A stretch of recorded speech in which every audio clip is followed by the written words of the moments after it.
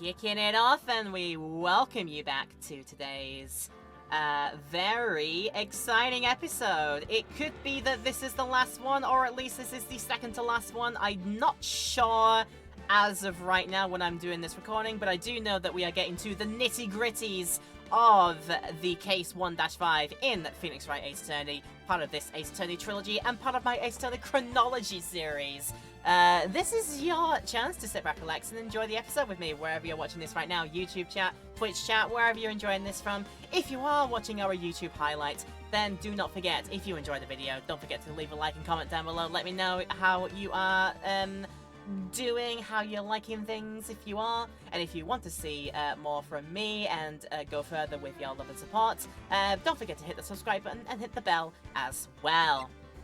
Right, I think all of our investigating and clue mystery and evidence gathering is all done here. We have potentially a dark path that we must walk in the trial in order to ascertain the truth. So my resolve, Phoenix Wright's resolve, is going to be put on trial today, as well as just the trial happening, just as is. It's the final day, former section of the trial, and we pretty much left off right as it was kicking off. So without any further ado, let's get back into it. So, let's get our judgy voice back on and let's have a good time. Court is now in session for the trial of Miss Lana Skye. The defense is ready, Your Honor. The prosecution is ready, Your Honor. Normally, this is when the prosecution puts forth its opening statement. For once, Edgeworth is confused. But before that, the police chief has a proposal to make. Chief Gant! It can only be one orange-suited, purple-shaded, orange-skinned person here. Morning, folks. How's everyone doing? Hey, Ajib, been back to the pool yet? No, I've been drowning in my work. It is enough. I've been drowning enough as it is in my work. That's how much work I've got. It's messing with my brain fuzzles. Oh, that's a good one. Don't think I can top that. If you don't mind me asking, Chief, exactly what is this proposal of yours? Just hate how it takes like 3 seconds or 4 seconds to like suddenly pipe up. Lana, that is to say the defendant, has asked me if she could speak directly to the court. She wants to do what? I can only foresee bad things. Having heard what she intends to say, I feel she should be granted her request. In the end, it should save everyone a lot of time and trouble. Lana absolutely just wants to just hold this and get it over with. Stop this. There's something, or rather someone she wants to try and keep off the hook here. I'll wait and see. So what's this all about, defendant? I'd just like to make one simple request, and I'll be finished. Well then, what's your request? Your Honor, I'd like you to put an immediate end to this trial. Huh? I confess to all charges against me. On February 21st of this year, I murdered Detective Bruce Goodman in the underground parking lot of the prosecutor's office. No, Lana! He's getting stuff done immediately. Objection! You can't! Your Honor, the defendant's claim does not change the defense's plea. In that case, Mr. Wright, I no longer require your services. But, Lana! Your Honor, I hereby forfeit my right to an attorney. The prosecution may lack direct evidence against me, but it has sufficiently proven its case through testimony and circumstantial evidence. I would like you to render your verdict now, if you please. Well, defendant certainly has the right to representation. Her request is legally valid, although this is an unprecedented situation. Indeed, it appears there's no further need to continue this trial, even if Mr. Wright may feel otherwise. This can't be happening! I make him joke cry, but seriously, he's just like, actually, oh my god, this can't be happening. It appears the time for the verdict has arrived. This court finds the defendant... Objection! Objection! One moment, Your Honor. Mr. Edgeworth? The prosecution has not yet proven the defendant guilty beyond reasonable doubt. Any ruling at this stage would certainly be premature. Oh, come now, Worthy. I understand this is a difficult time for you, but why don't you just be a good little boy and keep your mouth shut,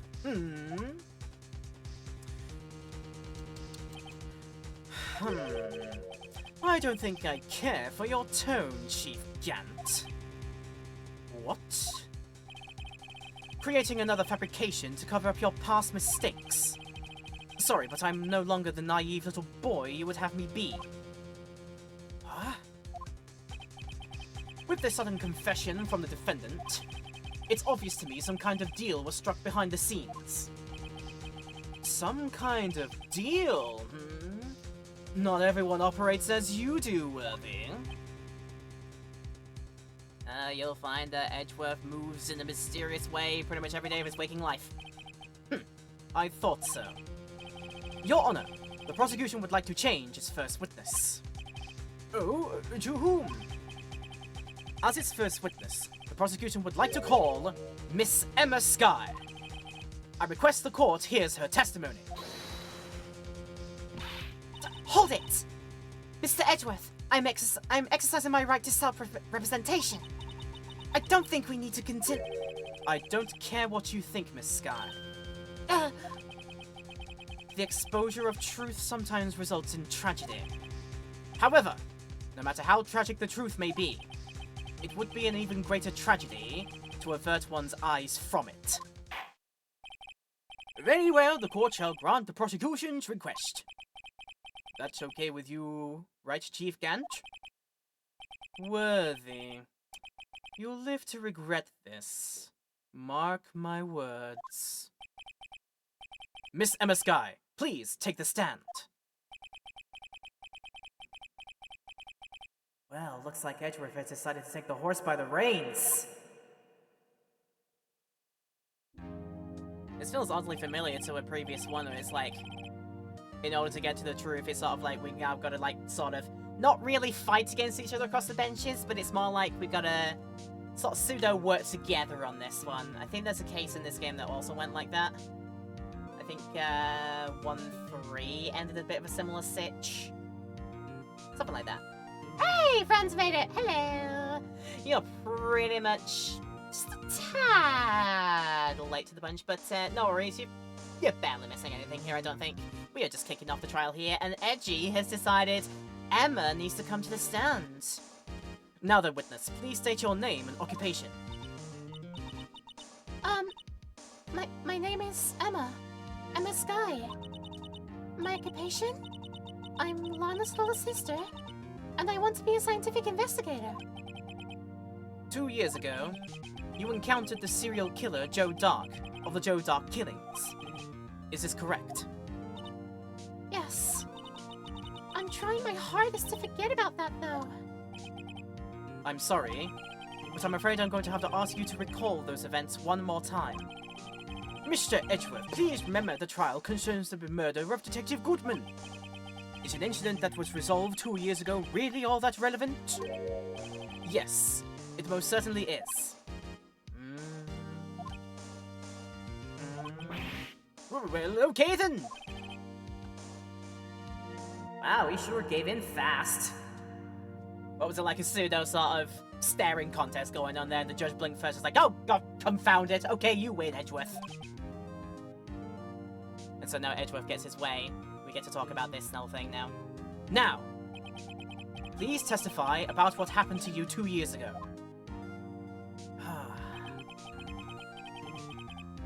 trip to yesteryear has finally begun. It's bound to lead to the truth behind this trial. Dun dun dun dun dun. She will speaketh 2 years ago. I was waiting in my sister's office that day. A man came running in and took me hostage.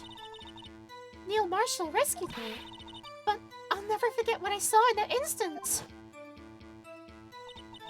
The man raised up his knife and stabbed Mr. Marshall in the chest. Oh no. It's a good thing you weren't harmed. I passed out. I don't remember much. That's understandable. However, please tell me, Mr. Edgeworth. What does this testimony have to do with Detective Gutman's murder? That will soon become apparent, Your Honor. You've got to admire him for his courage, considering he has no evidence. Very well, the defense may begin its cross-examination. Okay. Well, naturally I'm going to do the whole thing and do the flavor text of every single press. Yet it's something that jumps out at me immediately. I don't see anything wrong with that. I think that's reliable testimony as well. Neil Marshall was there because the events in this photograph happened pretty much the few moments beforehand. They had this presentation, then they went to question Mr. Dark, who then ran away, and then Neil Marshall tried to trace him to bring him back into custody. I'll never forget what I saw in that instant. The man raised his knife and stabbed Mr. Marshall in the chest. I don't think I got anything immediately to, Wait. Stabbed in the back. Died from punctured heart and lung, but the knife came from the back, not in the chest. I've got it in, I've got the answer immediately, but we're gonna do the thing of, pressing everything and getting all the flavor text, because, yes, I like to act, I like to read. So let's press. No, that's presenting, I need to press. Hold it! 2 years ago, the defendant was a detective at the police department, correct? Yes. She was second in command under then Deputy Chief of Police Gant. My sister, she was the best detective ever. Yes, I remember. Deputy Chief Gant and Miss Skye used to be quite the pair. I believe they shared the same office. That's right. I'd always sit at my sister's desk and dream about playing that organ. I wanted to play it that day too. The police department and the prosecutor's office held a ceremony that day. Lana promised to take me to dinner after she finished her work. But then Mr. Dark came running in to take Emma hostage in the office. Yes. Hold it! A man? Yes, Joe Dark. He was a serial killer. Joe Dark was brought in for questioning on the day of that ceremony. We were desperate to get anything on him that would lead to an arrest. When he saw his chance, he fled the room, right? Upon fleeing the room, Dark proceeded to take the elevator. He must have been in a panic because the elevator was going up. Then, he ran into Skye and Gant's office. There was a lot of noise coming from outside, so I opened up the door to have a look, and that's when I saw him. Was it Dark or is it Marshall? Either one of those. It was Neil Marshall who rescued you. Yeah, brave soul. Hold it! What was the prosecutor doing there? That day there were 2 people present during Dark's questioning. Deputy Chief Damon Gant and Prosecutor Neil Marshall. Oh, I almost forgot about Gant. Neil Marshall had just received the King of Prosecutors Award. Young and dedicated, he went straight to the questioning room after the ceremony. I assume that would also be why he was the first to run after Dark. When Dark grabbed me, I thought I was as good as dead. And that's when Prosecutor Marshall came running in? I remember what happened then. But You'll never forget what you saw in that instant. It was what? Please explain clearly for me. Hold it! Can you tell us about that? Mr. Marshall jumped on dark. Just then, the lights went out. The lights? It was just about this time of year. There was a terrible storm going on, and lightning struck nearby. So the electricity went out? Oh, wait a minute. If it was pitch dark in that room, you shouldn't have been able to see anything, right? Right, but just then, lightning flashed outside again. That sudden flash left an unforgettable image of the scene in my mind. I see. I told the detective about what I saw then. The detective? Yes, Detective Goodman. He was in charge of the case. Detective Bruce Goodman. The victim. Nah, must hear more. Always hear more, just in case. So, you spoke with Detective Goodman about this 2 years ago? Yeah, that's what's so scary about this trial. And you told Detective Goodman about what you saw? Yes, but at the time, the words just wouldn't come out. That's why I drew a picture. A picture? Yeah, I think she mentioned that before. Well, Mr. Wright, have you heard enough? No, ask about the picture, please, because all the text needed, blah. This picture the witness drew. I believe it has a very important meaning. Objection! Objection! What list of evidence I was given 2 years ago didn't contain a picture. Witness, would you mind if we added this statement to your testimony? Yes, Your Honor. So you changed it?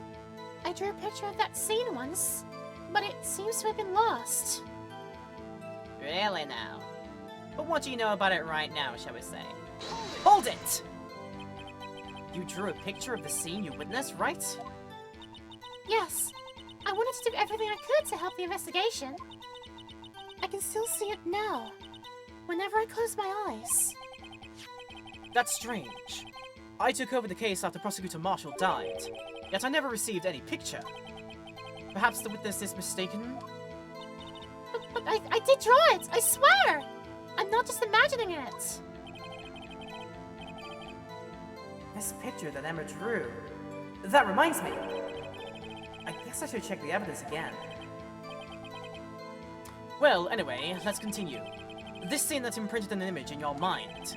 Can you please describe it to us? The man... Raised up his knife and stabbed Mr. Marshall in the chest.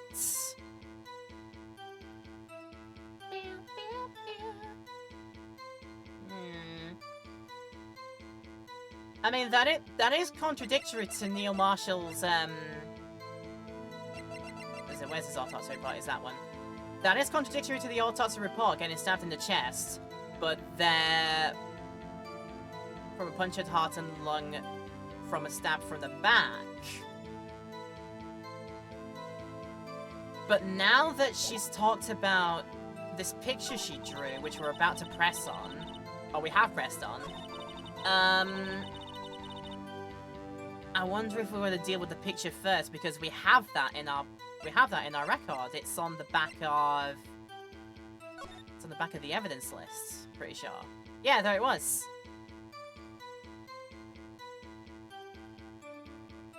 Let's say as well. So this part is all I've got. So there's 2 halves of the evidence list. Edgeworth must have 1 half, and then the other half is with, me right now. And then the list of this would have a picture on it, maybe. Oh, that's interesting. Right, we got one more thing to press just to get the flavor text, and then actually I think we need to deal with the picture first rather than the potential contradiction in the autopsy report. But, yeah. Pressing first. Hold it!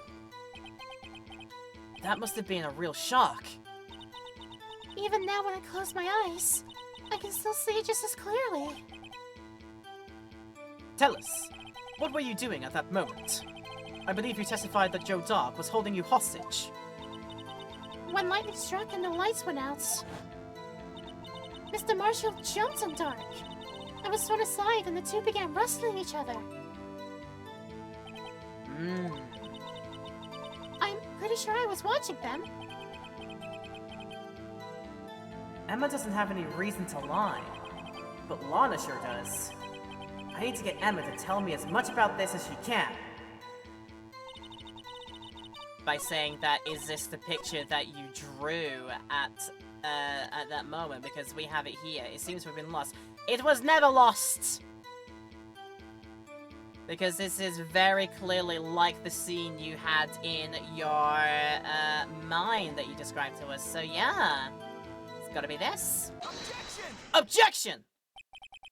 Mr. Edgeworth, this little girl put all her heart into drawing that picture. And yet, you would insist on denying its existence? Hey, I'm not the bad guy. All I'm saying is that as the prosecutor for that case, I wasn't handed such a picture. That may well be, but that doesn't mean it doesn't exist. Behold! just like what? Oh god, what is it? Oh, who is it that does it? It's like, gentlemen, behold! Its picture. There it is.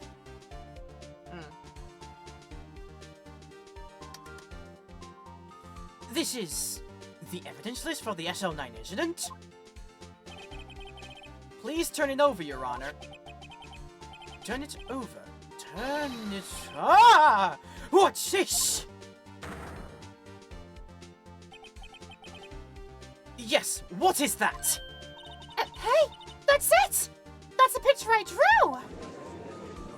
We got it. We had it all this time. Indeed. The two men appear to be wrestling here. Objection! Objection! What's the meaning of this? What are you doing with that list? Me? Only the prosecutor in charge should have access to that list. These lists, they're different from each other. What? It would appear, Mr. Edgeworth, that the evidence list you were handed 2 years ago was incomplete. These two lists fit together to form one. You can see the marks here where they were torn apart from each other. It's a very, very clean tear, I'll give it that. So you see, Mr. Edgeworth, it's quite obvious what happened. 2 years ago, only half of the evidence in that case ever reached you. What? What? My god, he is mad! We don't want to get an Edgeworth mad. Order! Order! But, Miss Sky, why did you draw your picture on the back of such an important list? Because that was Detective Goodman handed me in the questioning room, Your Honor.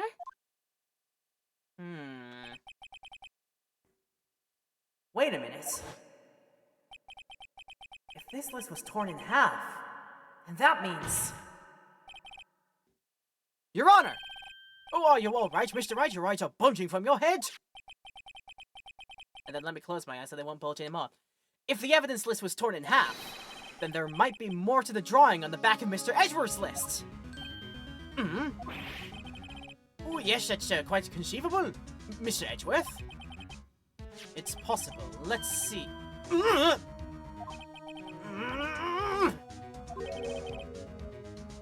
Is something wrong? Josh, you even have to ask. All he can muster is just and look so exasperated, like he just had a sucker punch to the guts. Do we even have to ask?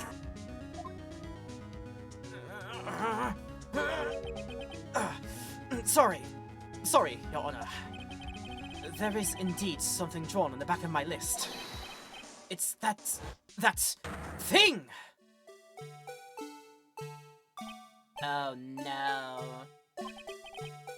That thing! The thing that was dancing in the evidence room! Clearly, this act of vandalism is the work of a certain chief of detectives. I guess it was out of scrap paper.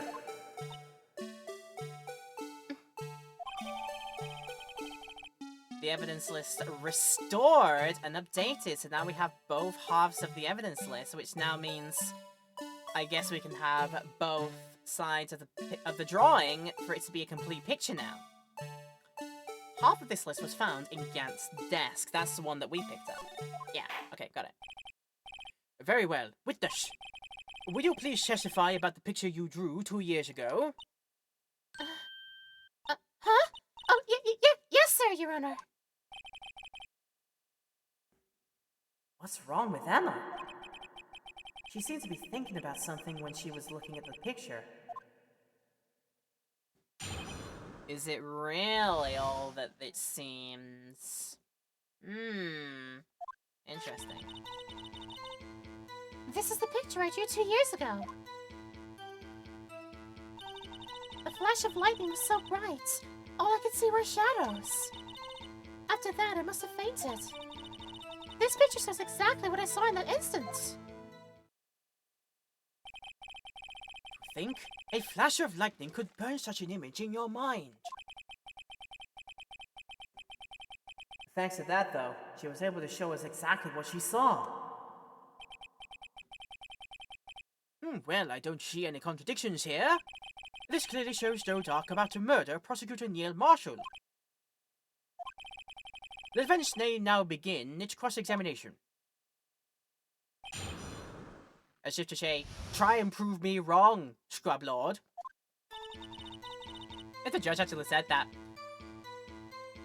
Judge actually says that. This is how I see the image, this is how I see the events and all the evidence, this is my conclusion. Now, come on, defense, Mr. Phoenix Wright. Prove me wrong. Come at me, Scrub Lord, I'm ripped. I imagine that judge might say that one of these days and that would be hilarious. The picture I drew 2 years ago, the flash of lightning was so bright all I could see was shadows. You must have fainted afterwards. This picture shows exactly what I saw in that instance.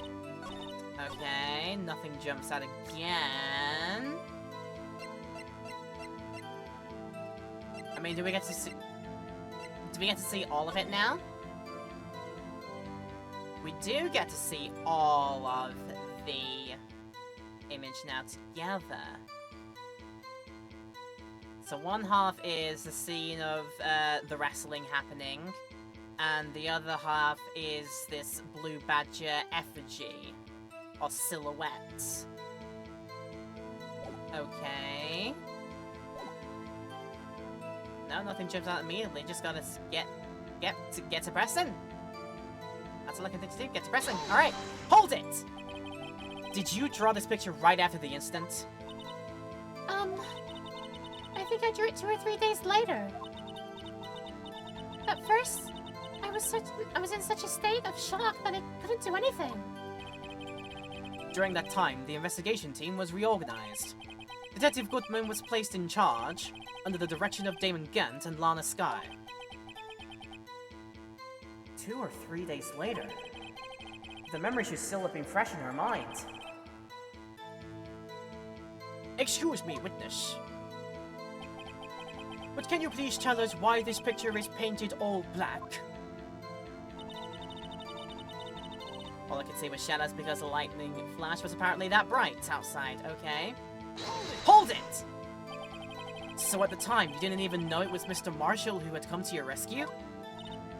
No, I couldn't see him clearly. The lightning was so bright, and I was knocked to the floor. You were knocked to the floor? Dark and a tight grip on me, but when Mr. Marshall jumped on him, I was knocked away. I turned around, and that's when the lightning flashed.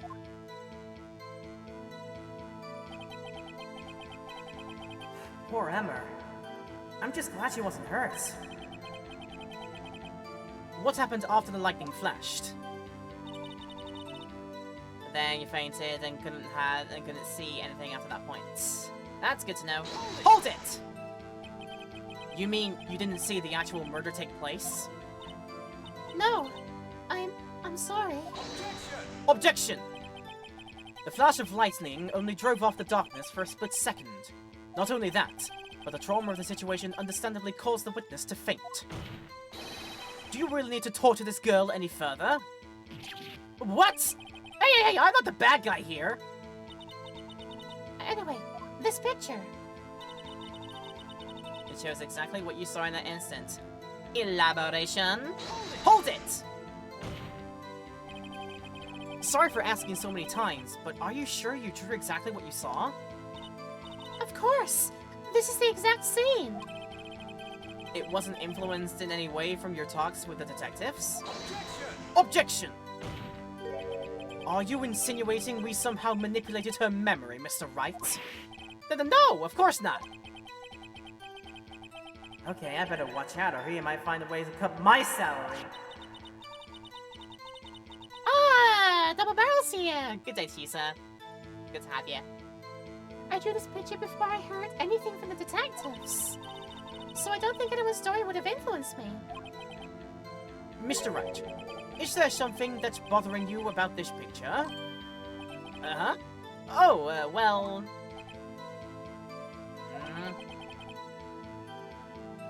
That's strange. She claims this is exactly the scene that was imprinted in her mind. And yet... there's clearly a contradiction here.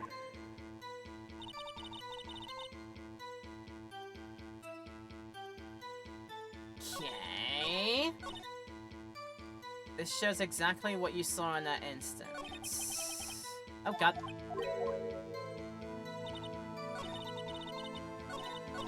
Let's go back to it then.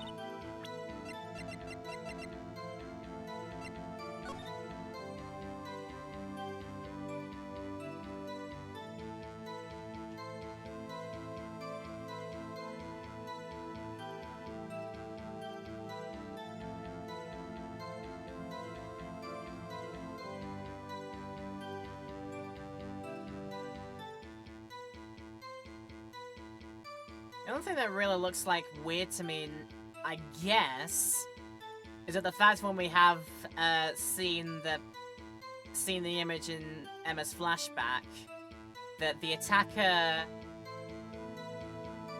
was holding the weapon and it was pointed, but she drew the thing as if it didn't have a point. That's interesting.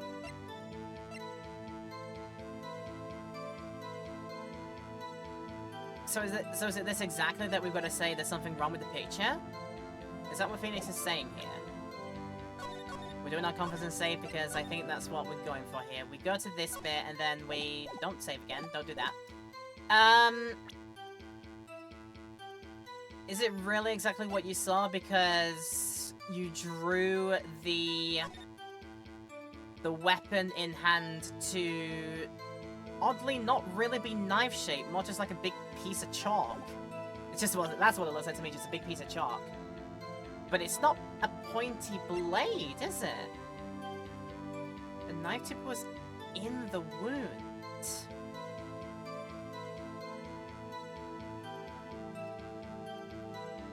It's just it's what would contradict it? Is it showing the evidence list itself for the picture, and then pointing out the fact that the weapon is drawn weirdly with no point, or is it doing like this? I mean, I've done my confidence save here. It's just I think it's just 50-50 between these two. Both of them sort of make sense, but which one is correct? Let's try the evidence list first and say like there's something wrong with the picture. Objection! This evidence clearly reveals the contradiction in that statement, Your Honor.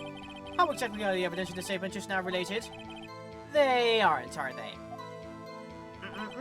Not at all, Mr. Wright. Please think before the facts over before making accusations. Now reload and do that. Now reload and do that again. So it must be, yeah, so it must be instead...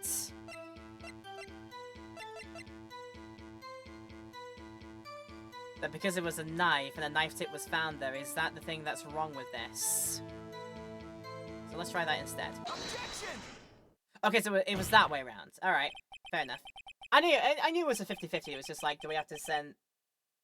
It was either I had to present the picture and say, there's a weird thing about this picture, and then tie it back to the fact that the whole thing was done with a knife, but you drew what doesn't really look like a knife. At least not without the pointy bit at the end. But instead, you have to then use the fact that the murder weapon was it was a knife wound that did Neil in, and then tie it back to the picture as if to say, does your weapon here not look like a knife? And then we delve into that afterwards. So it was that way around. Okay, that's fine. That's fine. I knew it was either one of those two. I hate to be the bearer of bad news, but this picture the witness drew contains a blatant contradiction. What? But I still remember it just like it was yesterday. Mr. Wright, perhaps it would be faster if you simply pointed out this contradiction for us. What part of this picture contradicts the autopsy report? It's the fact that you drew a piece of chalk rather than a knife. But then again, yeah, it looks like you tried to draw a knife, but there wasn't a pointed bit on the end to see or something like that, which was then found somehow lodged in victim's body. So yeah, it's the fact that you drew a piece of chalk. Take that! The contradiction, of course, lies here. Take a look at the knife the man is holding. If you look closely, you can see its tip is broken. Even I don't have to look closely to see that, Mr. Wright. But Mr. Wright, look at the evidence! See the murder weapon? Its tip is broken too! If I recall, the tip of the knife was found broken off in the victim's body. It was the conclusive piece of evidence that proved Joe Dark was the murderer. I'm afraid it's not so simple, Emma. Objection! Objection! And where, pray tell, could you possibly see a problem? It's obvious, really. The victim suffered a single stab wound to the back. If the victim was only stabbed once, then the murder weapon should not yet be broken. What's the meaning of this? Objection! Perhaps the knife was broken beforehand. Objection! Sorry, but I'm afraid that's not possible. The tip of the knife was found inside the victim's body. If it was broken beforehand, it couldn't possibly wind up there. Ooh, that's right. But what does that mean? Objection! The tip of the knife was undeniably discovered within the victim's body. The only possible explanation is the witness's memory is mistaken. Objection! That's why I asked her so many times if she was sure she remembered correctly. I believe you were annoyed at the time, but she was sure she remembered correctly. But there's no other way to explain this inconsistency. Objection! Not so fast, Mr. Edgeworth. There is another explanation. Have you forgotten already about a little something called falsified evidence? You're treading on thin ice, Wright. All I'm saying is that this broken knife tip might be the piece of evidence that was forged. You can't deny the possibility. No. Ah! Oh, we're getting on his go, and that's not good. How are we doing, NHL fan? As always, we're doing pretty well here, and we hope you are too. Now, order in my courtroom, for goodness sake. Are you saying the investigation really was corrupted? Your Honor, please allow me to once again go over the events that took place the day of the murder. There was an Elvis Presley impersonator in front of the police department door, dressing like a detective for some reason. And the police department and the prosecutor's office were holding a ceremony that day. After receiving the King of Prosecutors Award at the ceremony, Neil Marshall questioned Joe Dark along with Damon Gant. During his questioning, Joe Dark fled the room. Prosecutor Marshall chased after him and was killed by Dark. It is my belief that somewhere in this story, there is a lie. I'm not lying. The man really was holding up a broken knife! If that's true, then there's no other way around it. This could not have been the actual murder weapon. Huh? There must have been another broken knife. What are the chances of there being two broken knives? another broken knife besides Joe Dark's? You mean the one that used to be attached to this trophy here, as evidenced by the fact that in said photograph, it had a knife attached still, and oddly enough, the tip of it is missing the tip. Yes, coming together in my head. Could there have been one? A shia, yes there were. If the witness is this adamant about the accuracy of what she saw, it can't just be explained away by simple observational error. Mr. Wright? In that instant, Emma really did see a broken knife. I assume, then, that you have some information about this other broken knife? If so, please feel free to enlighten us. So the murder weapon was already broken prior to the murder. There's only one way. Take a look at this. Here's the real murder weapon. Now again, is it that you want me to show you the picture and point it out to you? 2 years ago, the halberd was removed at Gant's behest. Now, I think it's in the photo that we're gonna say, yo, look at the knife in there, it's also got a tip missing. Doy. Let's try that. Take that! The answer lies in the past. 2 years in the past. Right here, inside this picture! This is a picture of the award ceremony. Ah! What is it, Mr. Edgeworth? It's the broken murder weapon! Notice the award Prosecutor Marshall is holding.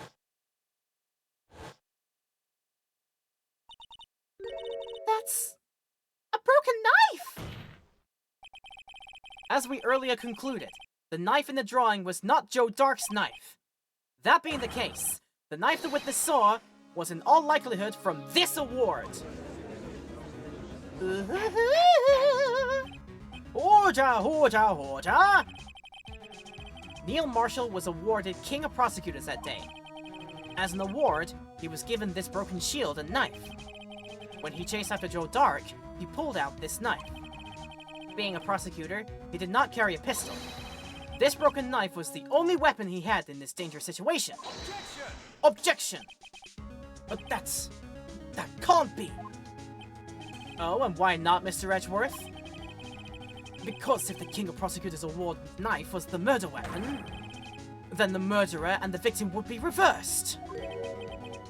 What do you mean? I mean, the man raising a knife would have been Prosecutor Neil Marshall. Oh.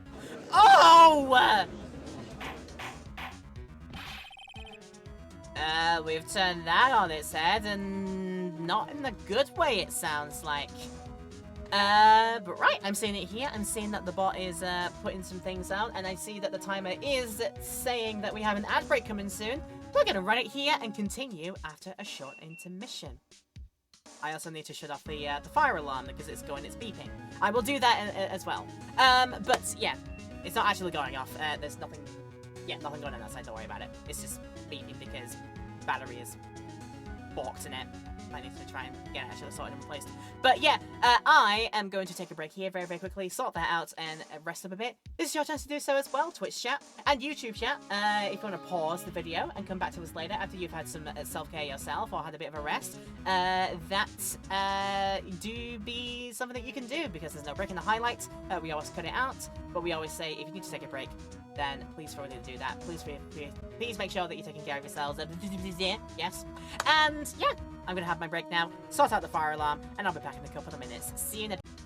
Okay, I'm ready. The fire alarm has been shut up. Luckily, no emergencies. It's just beeping because batteries are dead in it or something. I need to replace those. I'll sort it out later. But we've got more of the case to unravel and unfold in front of our eyes, so let's enjoy some more. Welcome, everybody, back to today's video. Hope you're still enjoying it. If you are, do let me know. If you're in the YouTube land enjoying this in the highlight, make sure to leave your like and comments down below. If you want to go further with your love and support, don't forget to subscribe and hit the bell as well. All those things are very, very helpful. Let me know how you're enjoying things, and it's super appreciated. So, where did we left off here? We now have a possibility that the roles were reversed, actually, in the thing here. It was actually maybe... If we take a look at the drawing again, it was maybe actually the person on the ground might have been Dark, and the one holding the knife above was actually Marshall. We have presented that as a possibility because we wandered right into this trap, it looks like. But the prosecutor was the one who actually died. That's true. Oh god, what's going on here? Oh, it seems Mr. Wright has been a bit too eager to jump to conclusions. Who said that? Hold it! Wait! I remember now! I remember everything! Witness? Mr. Edgeworth! What is it? Could you show me your evidence list again, please? His list? The one with that picture scribbled on the back? Supposed blue badger effigy. Yeah. I knew it. This picture. I'm the one who drew it. What? You drew that? That's right. The list wasn't torn in half at the time I drew this picture. Oh god, the tune is back! Damn it! Why you do this? Why you do this? All this time, I've been trying so hard to forget. But the melody just keeps coming back. I must have locked this part away deep inside me. Perhaps it would be best if we added this to the witness's testimony. Would you please tell us what you've recalled, Miss Skye? Yes, Your Honor. So first the knife mix-up, and now the blue badger? Oh, this should be interesting. That's indeed. The blue badger reawakens something terrible. Because terribleness always follows the blue badger. It's like a Freddy Fazbear situation, I think.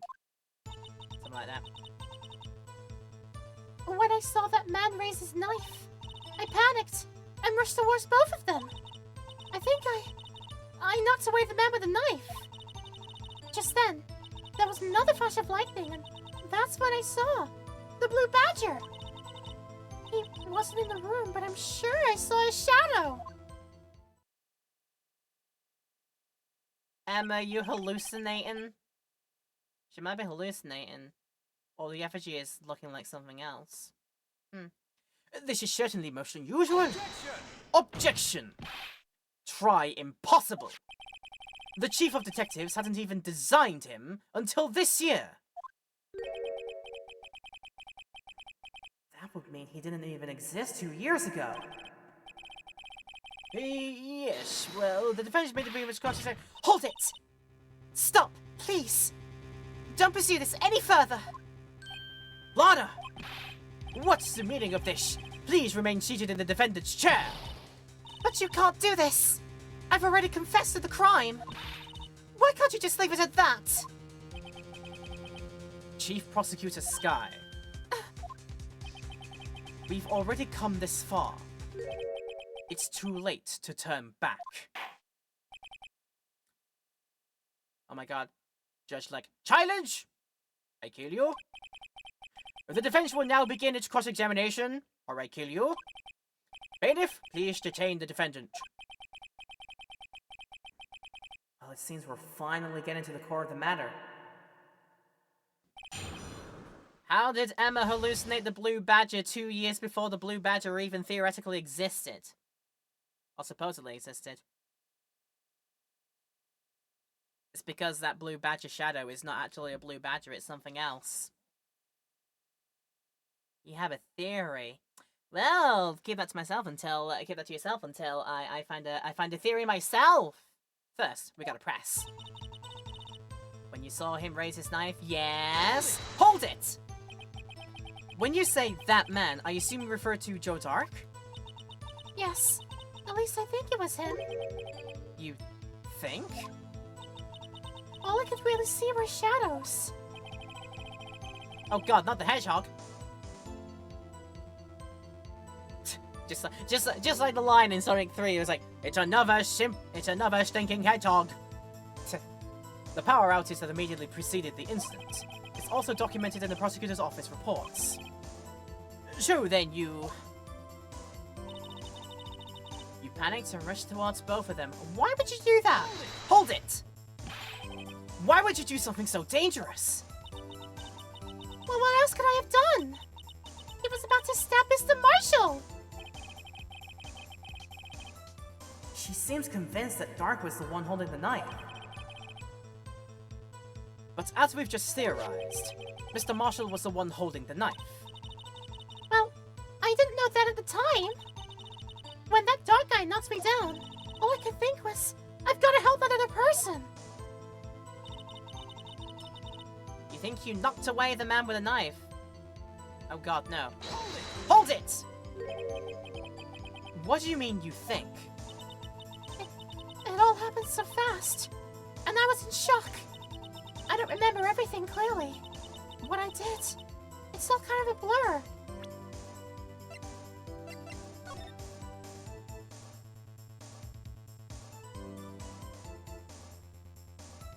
Oh no. Something terrible is formulating in my mind right now. Emma runs in to knock away the person holding the weapon she believed was Dark, but in fact may actually have been Marshall. Marshall's entire autopsy report said he was stabbed in the back. And what else should be in the room of the prosecutor's office but that knight suit of armor holding the halberd with the sharp knife on the edge of it. Emma inadvertently knocking Marshall and getting Marshall impaled on that in the back. Emma, girl, what did you do? Oh no! All that adds up so badly.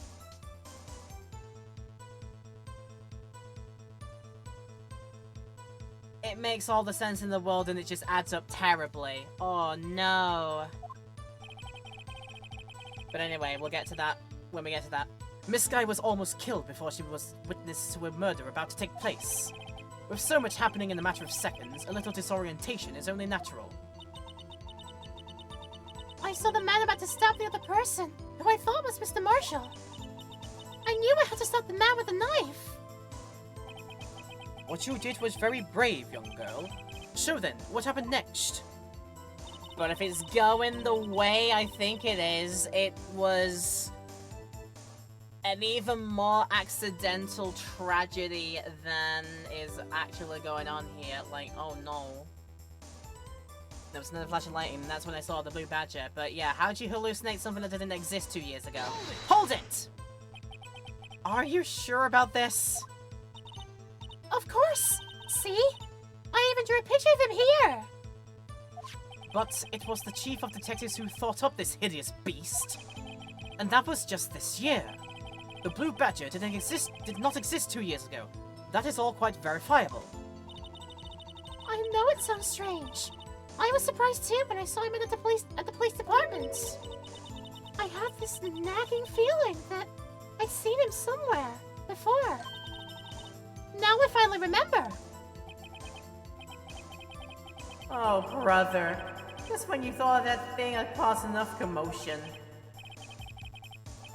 Tell us, where in the room did you see him dancing? I'm sure you saw his shadow, but it wasn't in the room. Okay. Hold it! His shadow?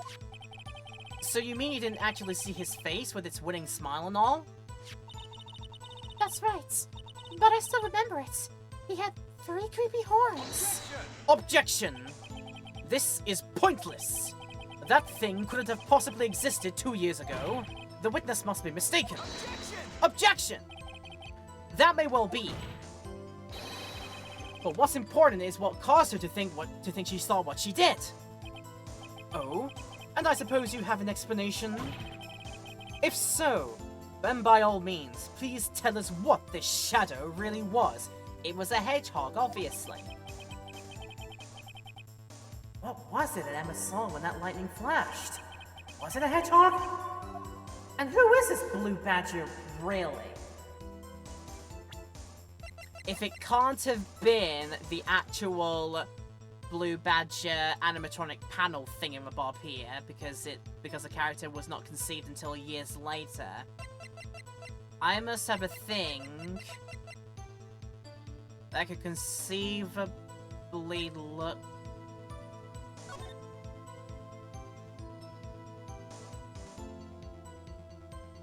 That could conceivably look like it from a different angle. Oh, Nelly! Just need to look from a certain point of view and you get the truth. Damn it, Obi-Wan Kenobi was right. And Beat Nuki following, thank you very much! I appreciate that so much. I hope you're enjoying what you're seeing here. And yeah, feel free to join us for the ride today. It's good to have you. Just checking some things. Yeah, all is good. Okay, yeah, we're still healthy. Frames are dropping a little bit more than usual, but it is fine. Love a bit of Ace Attorney. I'm loving a bit of Ace Attorney myself. This isn't my first one, because I've gone through the entirety of the Great Ace Attorney Chronicles. Because we're doing the playthrough of the series in timeline, in-game timeline order, what I'm calling the chronology. So we've done all of Great Ace Attorney first, Great Ace Attorney 1, Great Ace Attorney 2, and then we're moving on to this one because canonically in the timeline this will be the next one that happens, you know, the 100 of years after Great Ace Attorney happened. So there you go. Timeline order, that's awesome. Yeah, as best as I can. Like, the games will be in timeline order, and then we'll deal with the cases in the order within the game itself. So this has basically been... So far it has basically been, you know, 1-1, 1-2, 1-3, 1-4, 1-5. I know that some cases later on, there's like some of them that have like DLC cases that interject in to part way through the main game. So we'll figure it out as we get to figuring that out. It's fine. Did Eggman hire Razor Tenny to go after Sonic, the blue badger? I'm just saying, it's like, she saw a shadow. And we think it might be Shadow the Hedgehog, actually. I don't know, Julia. But we're getting there. But yeah. If I just get myself back into the thing here. I may not have the blue badger exactly. But if you look at something from a certain point of view, I have something that can conceivably look like a blue badger if it was just silhouetted. I just might know what it is. Just realised we get flashbacks and stuff, and yeah, you're already confused. Good on you if you can square it away, that. We're getting there. Sometimes we've been very, very quick to the draw to figuring things out. Other times it has been a case of just try everything with everything, and eventually we get the solution. And it's just, you know, I never professing to be the biggest expert with these games, but I'm liking them for just the stories and the characters they come up with. It's very fun to... Also, play all the characters. You're going to notice that I do pretty much every single voice that you're going to see the characters put on as best as I can. So get ready for that. The blue badger hadn't even been dreamt up when Emma drew this picture. Yet she's certain she saw its shadow. Ladies and gentlemen, and everybody in between, a Lowland Figment has just joined the chat. Hello. Good to see you, buddy. It is the defense's belief that on that fateful day 2 years ago, there indeed was something that looked similar to the blue badger. Something that is now sitting in this very room. Mr. Wright? In this room? Very well, Mr. Wright. What is it that the witness saw in that instant? Please show us this mysterious blue badger lookalike. Pot? It's a pot of what? Pot?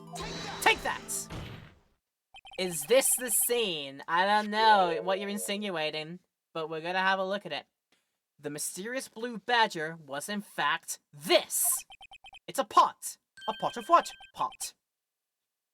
But what exactly is that? I believe it's some sort of pot. A pot of what? Pot. I'm gonna keep making that Team 4-star joke, I'm so sorry, but I love it. I'm not getting rid of it. Are you kidding me? That stuff is great for my glaucoma. I love Team 4-star too much. But Mr. Wright, that doesn't look anything like the blue badger. Indeed it doesn't. Oh, you're making the different pot joke. I see. Okay, so I'll do it then. Allow me to show you this pot. It is in fact called the Pot of Greed, which lets me draw 2 additional cards from my Yu-Gi-Oh deck. Yep. Oh, sorry. The game isn't actually called Yu-Gi-Oh. It's, Dual Monsters, it's called, isn't it, technically? Yeah. It allows me to draw 2 more cards from my Dual Monsters deck and put them into my hand. Yeah, we're getting... there we have it. Indeed it doesn't, as it stands now. It's just a plain jar. However, what if we were to look at it from a certain point of view? Or rather, change our viewpoints. A certain point of view, or rather, our viewpoint? I've got to show them the correct angle that makes it look like this. That makes it look like the blue badger. So it's gotta be pretty damn exact. So I can arm and rotate it like such. I'm gonna be very, very careful what I do here. To get it as exactamundo as possible. Like, I don't know, something like that.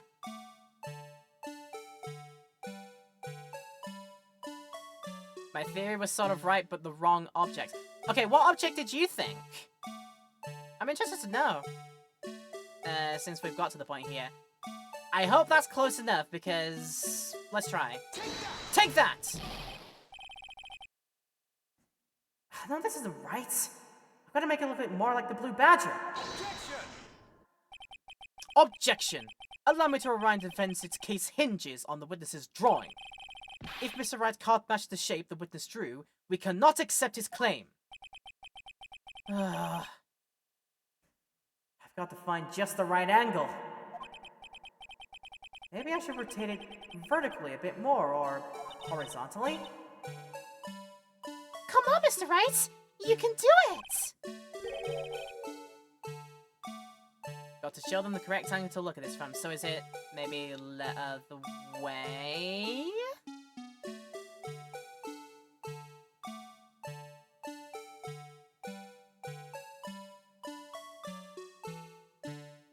Or is it the fact that I've got to rotate it this way so that... Maybe like that instead. Okay, that would seem to make a bit more sense, right? And then just a bit more down like that, and... Okay, there you go. I think I must have it. And then... Alright, if that's not bang on, then I don't know what is. I think the problem was because it was from that side in the front there, so you had the broken handle there. That might have been confusing to us there. So yeah, just let me orientate as such, and then oh my god, imagine like trying to do this for an inordinate amount of time and just having the blue badger theme just freaking playing all the time. Cheeky bit of blue badger noggin. We're trying to make a badger noggin face here right now. This will be like 20 minutes. I could. Oh my god, yeah. Right. I feel like this must be there.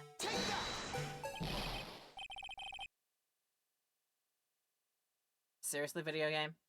Objection! Seriously? The correct angle to look at this from. It's close enough, for God's sake, video game! It's close enough!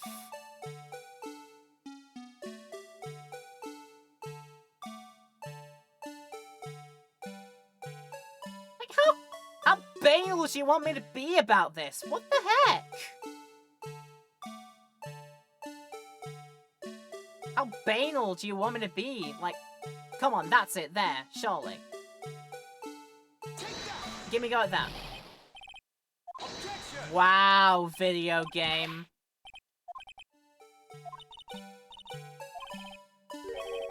This feels like a puzzle where finding a solution for the position might be acceptable. I swear to you, it must be like such a thing there. Since it's so finicky to do. See, the problem I've got now is that I'm trying to use the R stick to rotate it basically straight in a loop like that, but that's very hard to do.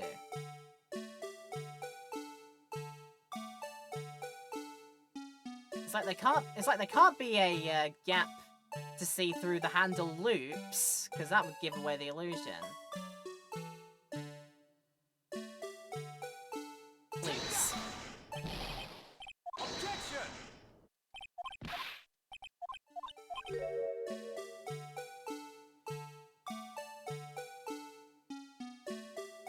So all the things you could have updated in this game when you did the big update back in November last year, you didn't think to like make this less of a pain in the ass to do?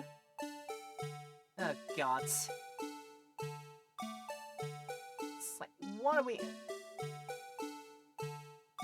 Yeah, you're right, that is inch perfect, unless now...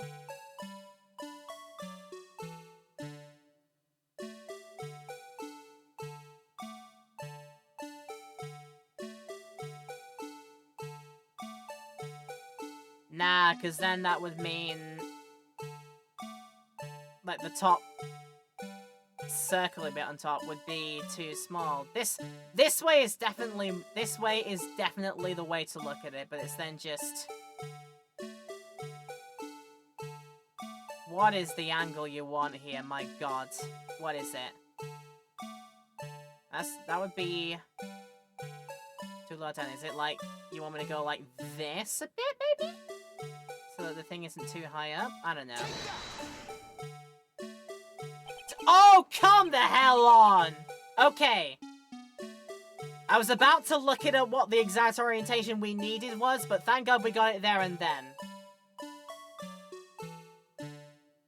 I must have been, like... just tilting it a bit too much there. Towards, like, the top of it there, so yeah, okay, right. But yeah. Can't we get, like, a percentile of the way there, rather than being pinpoint pixel perfect for this kind of stuff?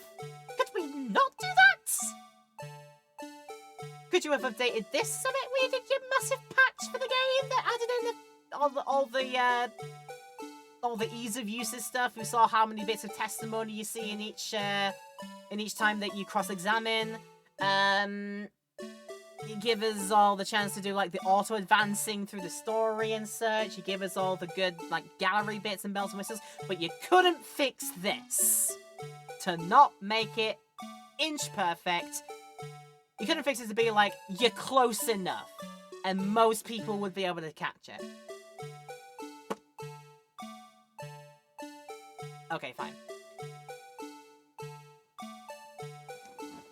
Yeah, it's more the tolerances that the game wanted me to show the solution to, rather than not being able to get the solution itself this time. So I am less miffed about the answer itself, but more miffed about the fact that I had to do all this shtick, you know?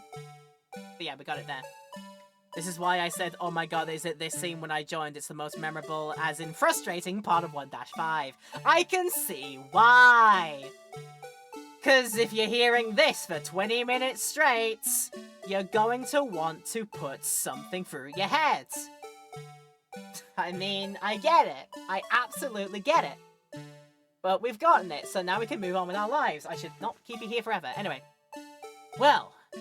is this a miracle or what? It only took me like 65 goddamn tries to get you to see it, apparently! And it doesn't even look like the effigy in the first place. Ugh. No one can possibly deny this jar resemblance to the blue badger. And please, hopefully, for the love of God, you see it. No, it can't be! Yeah, it can't be that I had to take like 65 tries to do it! Although actually it didn't take me 65 tries, more like just 6, but, you know, it could take, theoretically, 65 tries to do it, to get the angle exactly there, because the game does not know what a tolerance is, it looks like. Okay, the less said about this, the better. We can just move on with the story. We can have fun again. Let's go. Order, order! The defense has proven its claim. The mysterious blue badger witnessed on the day of the crime was actually this spot. Objection! Although we all enjoyed Mr. Wright's dramatic performance, trying to angle it in such a way... that's 20 minutes of my life I'm never getting back. But one question remains. What's your point? What do you mean I spent 20 minutes trying to show you the goddamn point? So that badger thing was actually just a pot of greed. That doesn't change anything. Objection! I'm afraid that's where you're wrong, Mr. Edgeworth. You see, this changes everything. Indeed. Very well then, please tell us. What's different now that we know the witness saw this jar?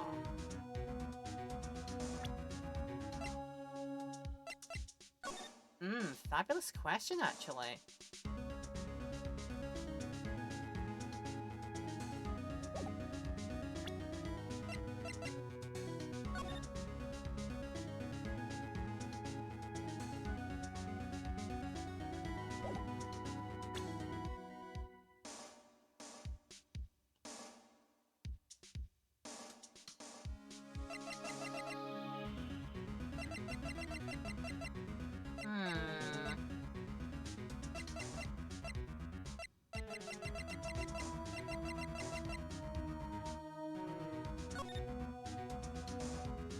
List of evidence, but then we saw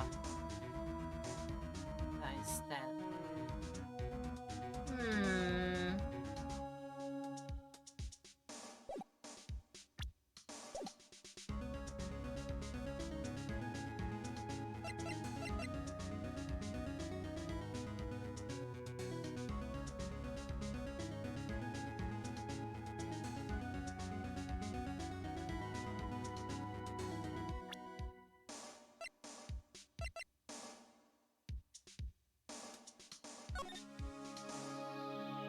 Because if the jar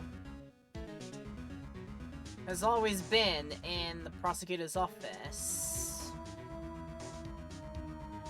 does it say that this was taken in photo at the award ceremony? The award ceremony. Have they said? Have I been blind to? Have I been like not really paying attention? But have they said that the award ceremony was in the prosecutor's office? It would make the most sense because Gant and Sky are there. That would make sense.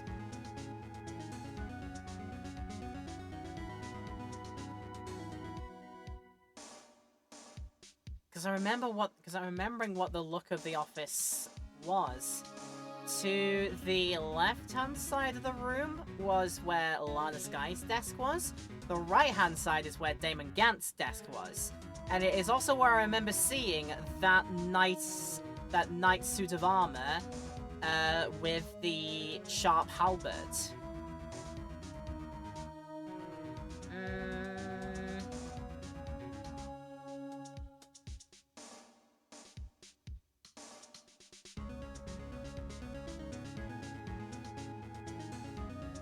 Like, I think actually...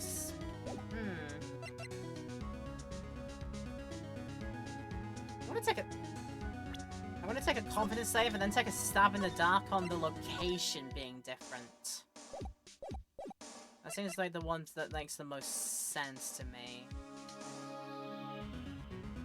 Because maybe I've glanced over something about the location within the prosecutor's office where the struggle took place.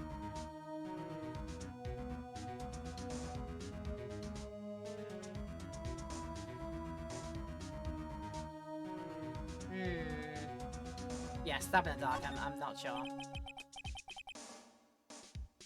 Allow me to take these in turn. As in the alright? Huh? Anyway. Let's just keep going, because I think I might have been in the situation where it really didn't matter which answer I chose, because it's going to go through all of them, apparently. Let's see. At the moment of the murder, the witness saw this jar. At a very specific angle, I might add, Mr. Wright. Yes, well, knowing this, where could she have seen this jar? Where? The location of the jar is shown in a picture taken on the day of the crime. Wait, do I have a picture of it? We're in the parking lot. Seen the stabbing the detective at the... Oh no, that's in the evidence locker though.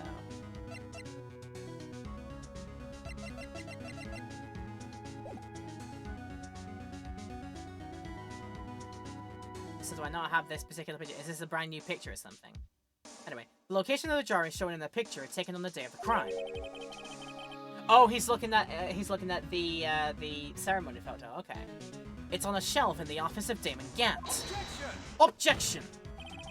But the body was found lying near Lana Sky's desk. The witness testified so herself. I must have glanced over that then, because I don't remember her saying that, to be honest. Objection! Yes! And it is these two facts that reveal what actually transpired. You see, the struggle between Dark and Marshall did not take place in Lana Sky's office. It happened on the other side of the room, in Chief Gant's office. Objection! Are you implying the murderer moved the victim's body from Damon Gant's office to Lana Sky's office? Did they update Phoenix Wright objection soundbites in the November update? It sounds like I think they did, because it sounds more like Sam Riegel doing it. Rather than the, like, the crunchy objection of before. It sounds more like Sam Riegel's cleaner takes that would have made it into the, like, Apollo Justice era, games. Well, I'm thinking it's 25 and it's 26. Probably those ones, yeah. Yeah, they probably added it back in with the November update. We're thinking that. Yes! Why would he do that? There's no reason. Exactly. If there wasn't a reason, he wouldn't have gone through the trouble. Edgeworth still is crunchy, taken from the DS games, but Phoenix sounds like a 3DS game. So yeah, they took Sam Riegel's objection call from the 3DS versions. I think Edgeworth has a similar thing going on, but I guess they just didn't bring that over. Go figure.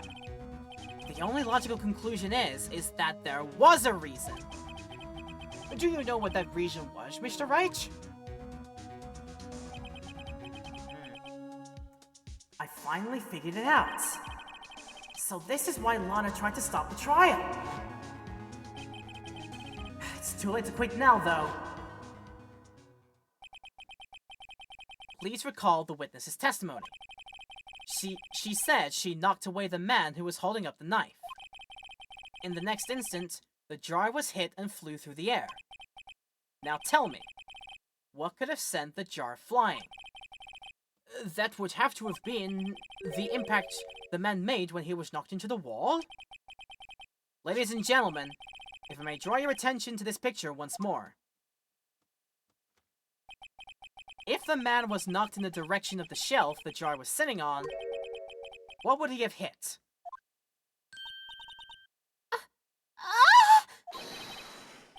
The suit of armor, holding a very sharp and dangerous-looking sword! Yes. Oh no, it's going that way. It's going the way I theorized. Emma inadvertently knocking Marshall onto the weapon of the knight's armor. Oh shoot, it's going that way, I think. Oh no. And since the man who was knocked into the armor was carrying a broken knife, he would have had to have been Neil Marshall, wielding the King of Prosecutors trophy. No, Mr. Wright, you can't be thinking. Yes, there is another possibility of what actually transpired in that room. Another possibility? Of course, the perpetrator would have had no idea, but nevertheless. I don't know if I can go through with this. Mr. Wright, what's the matter? If events took place as the defense theorizes, then the outcome is obvious. In that moment, assuming the man Emma Skye knocked away was actually Prosecutor Neil Marshall. Yep! Exactly how I imagined it was gonna go.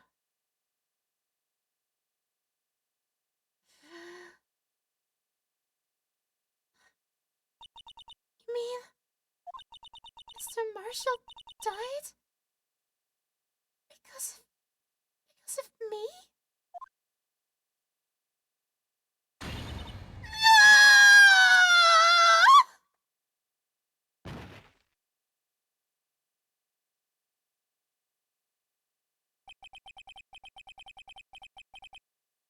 I never imagined her testimony would lead to this. So it was the witness who took the victim's life, and then proved so with her own testimony. This is unprecedented. Objection! What are you saying? I'm sorry, Miss Skye, but given the circumstances, Joe Dark murdered Prosecutor Marshall! How can you think it was Emma? How dare you try to pin the crime on her? Imagine that, coming from you. If you recall, it was you who admitted to forging evidence 2 years ago. The reason you moved Prosecutor Marshall's body was to keep anyone else from finding out what Emma did, wasn't it? I assure you, Mr. Edgeworth, I have no idea what you're talking about. If you hope to have anyone believe your insane allegations, I'm afraid you're going to have proof. Tell me, do you have any conclusive evidence that proved my sister killed Neil Marshall? Evidence? I'm willing to bet you don't. Yes, it certainly would be difficult to prove this with evidence. If we don't have evidence, then we'll have to rely on testimony. I'm afraid that won't work in this case. Both parties involved in the incident are dead. Huh? And we certainly can't get dead people to testify. Damn it, we miss Maya. This has all been a wild goose chase from the beginning.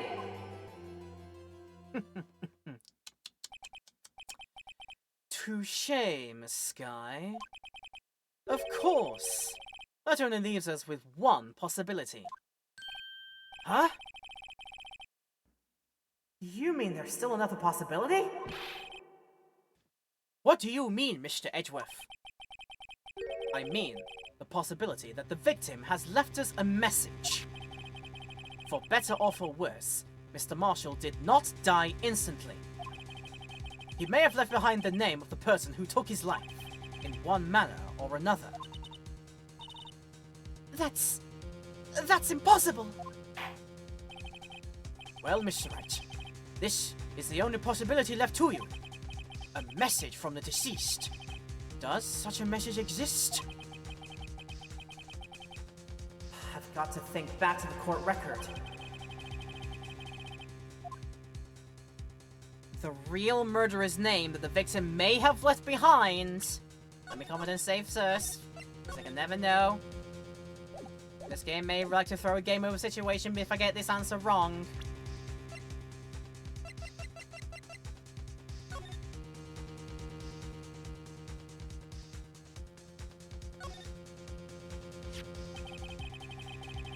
The dark red stains must be blood traces from the incident 2 years ago. Only the fragment found in Chief Gant's office still has lines remaining on it.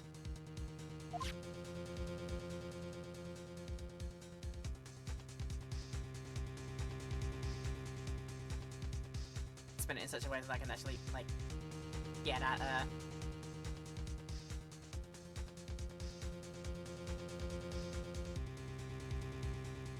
Oh my god, and even this is chillingly pointing towards Emma. It's gonna make us connect the dots and say that that is an E, an M, an A. So unfortunately, it is in the evidence. This message from the deceased is already in our possession. Mr. Wright! Will you stop at nothing to prove my sister a murderer? Do not be mistaken, Miss Sky. Our purpose is not to accuse Emma of any crime. There is only one thing we seek: the truth. No matter how painful it may be. Now then, Mr. Wright, please show us the piece of evidence that conveys a message from the deceased. 'Tis our pot of greed. The blood traces on it. If you do a connect the dots situation, you get a name. And rather unfortunately, it's the same name as dearly beloved wannabe junior detective. Take that! This is the message left by the deceased. This is that Blue Badger from before, right? Oh, is he just going to speak the killer's name? If that thing could, I'm sure it would. Oh, looks like everyone's forgotten this is just a jar. For once, I feel like I'm the only sane person in this room. A message was left here, on the surface of this jar. Not Blue Badger, jar. Jar, jar. Spoon, jar, jar, spoon. Spoon, jar, jar, spoon. In fact, wait. Spoon, jar, jar, spoon. So that's why I've got a spoon here. I must have had like a snack of some yogurt or something and never put the spoon back. Something like that. And what do you mean? If you look closely, you can see a faint trail of blood on this jar. It looks like someone wiped the blood away. Yes, but notice, for some reason the blood on some of the fragments was not wiped away. Have I ever been okay, Simi Romatron? Have I ever felt okay? I felt healthy. Maybe not, sane and all, but, yeah. Pot of greed lets me draw 2 more murderers to my... I don't know if I read that comment alone, but that's brilliant. But yeah. I assure you, I am at least mentally sound today. Don't worry about it. I hope everybody else is sane of mind and doing well as well, by the way. I'm just gonna throw that back in your face and say, like, no, nothing. The problem's not with me here. It's not with me. It's fine. Don't worry about it. But anyway, how you doing all, everybody? I hope you're doing well. Yes, there is a line here. Drawn in blood. So what you're saying is these dots were once lines. Prosecutor Marshall did not die instantly. He used the few precious moments left to him to leave behind a message. One that someone apparently wiped away.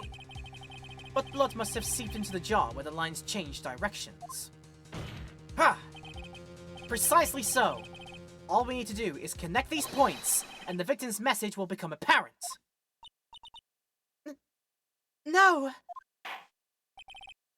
Mr. Wright, what kind of message did the victim leave for us? Your Honor, I believe these bloodstains will reveal to us the answer. Now I've got to connect these dots to make letters. There's only one thing the victim would have written given the circumstances. His murderer's name! Alright. So, how do I do this? E...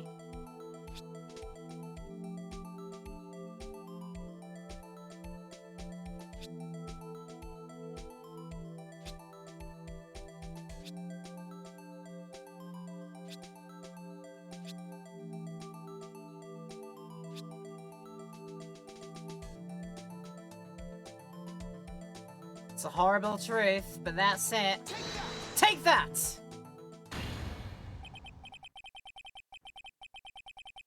It's a defense attorney's duty to prove their client's innocence. That's why all I've been thinking about is saving Lana.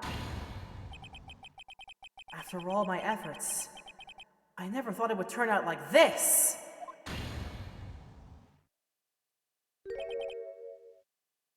The most soul-crushing game of connect the dots that we have seen. Potentially ever, yeah. Emma. So this is the final message Prosecutor Marshall left behind.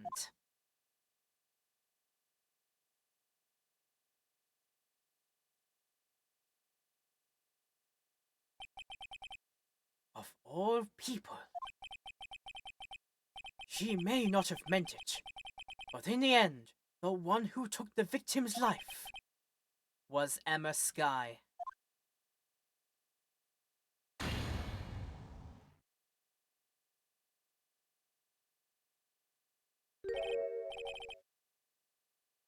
Oh, Seaworthy.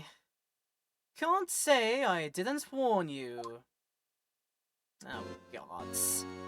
Why you going to? You're gonna murk all over us. You're gonna wipe all our faces in it. Yeah. Cause Secret Leia's only become of this because you've done something, Gant.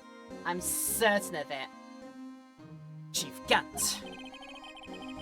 Do you understand the implications of what you've done? What? What are you talking about?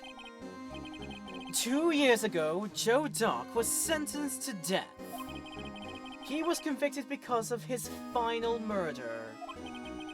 I believe you were the prosecutor in the case, were you not? Yes, Worthy. Because of you, an innocent man was sentenced to death. Says the facts. Do I have the entirety of the SL9 files here?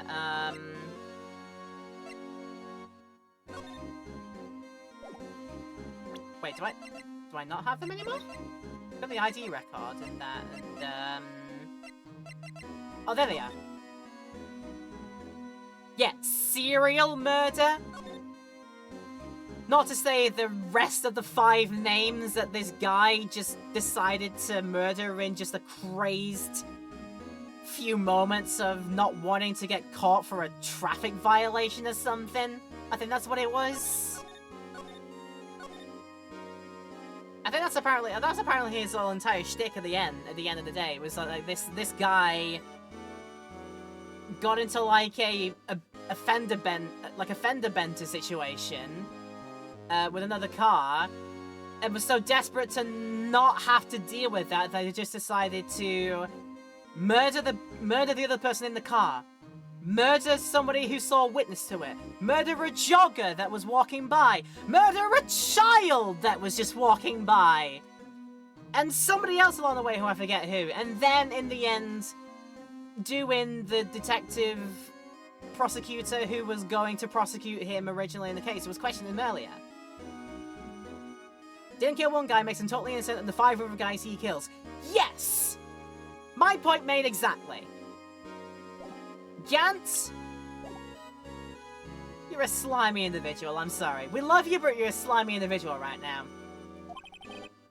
And not only that, but you used forged evidence to ensure his conviction. Objection! But Joe Dark really was a serial murderer. That's undeniable. I'm afraid that's not important. What? Dude! Come the hell on! Didn't you know we aren't defenders of justice? What? We're merely keepers of the law. Evidence that Gans team also provided. Yes? That too?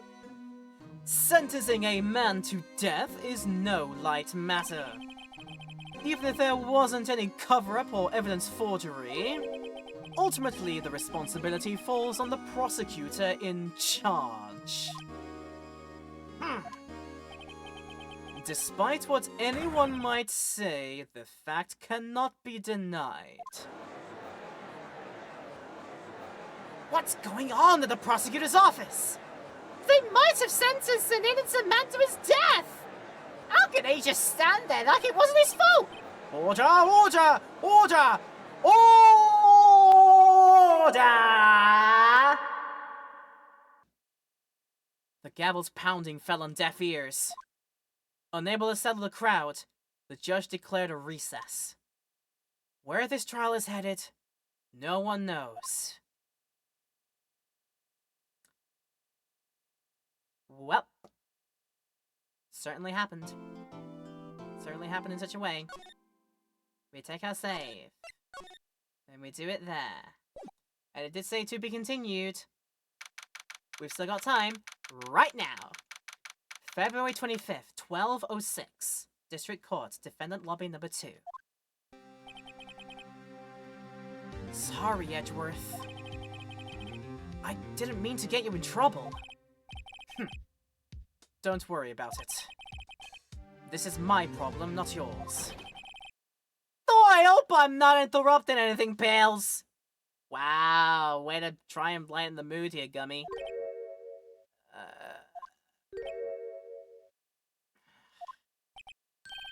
I guess I am. Okay, I'll come back later. Bye. Wait! Detective Gumshoe! What is it? Get your lovable lug back here. Oh, you've got a lot of nerve, pal. Making a detective run all around while on duty. And to top it all off, you call me here? Yeah, I've seen happier people at funerals. And I've seen this sense of deja vu somewhere else before. I take it Lana's having you run errands again. Let me tell you, this is the last time, pal. Here, she asked me to give you this if there was a break in today's trial. Evidence law? Edgeworth was talking about this just the other day.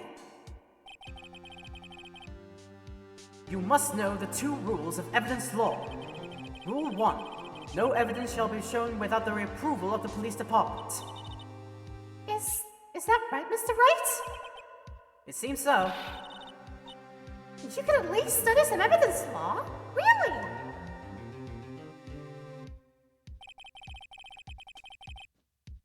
The chief prosecutor also wanted me to give you a message. A message? She said, if you're planning on taking him on, you're gonna need this book. Him. And we're not talking about the red guy from Powerpuff Girls. I guess I'll need to give this book a thorough read. At least it was suspected about it. So the forged evidence was approved by the police department. I love that suddenly evidence law exists! Right when it is absolutely just required or necessary or convenient, it suddenly exists.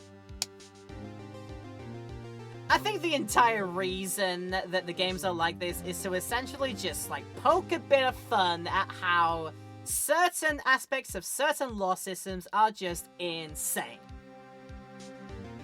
And this is kind of proving a bit that point, I think.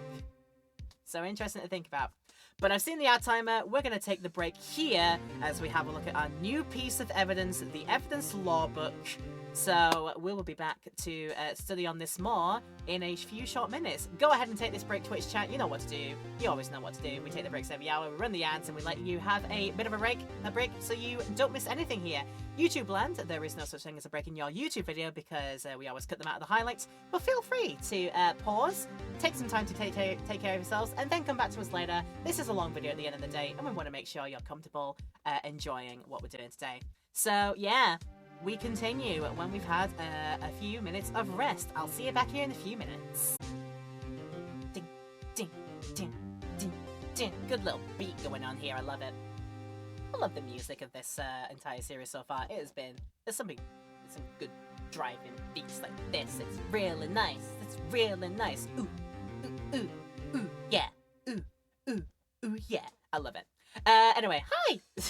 I'm gonna stop boogieing down now because we're about to play some more video game. But first, welcome back everybody in the video. If you're enjoying it, of course, do let me know in the YouTube places. You know what to do. Leave a like and comment down below. Feel free to subscribe and hit the bell as well if you want to see more of these episodes come up and to join us for our journey and whatever we get up to next. We'd love to have you for the ride. We're going to do a comment from the chat. Does this take part in the US? If so, then Emma can't be prosecuted for their testimonial confession as a thing that breaks the Fifth Amendment. You have to sort of remember that this game, it was originally made and set in Japan, and originally, the entire thing of, like, making fun of law was to make fun of the Japanese way of doing law sometimes.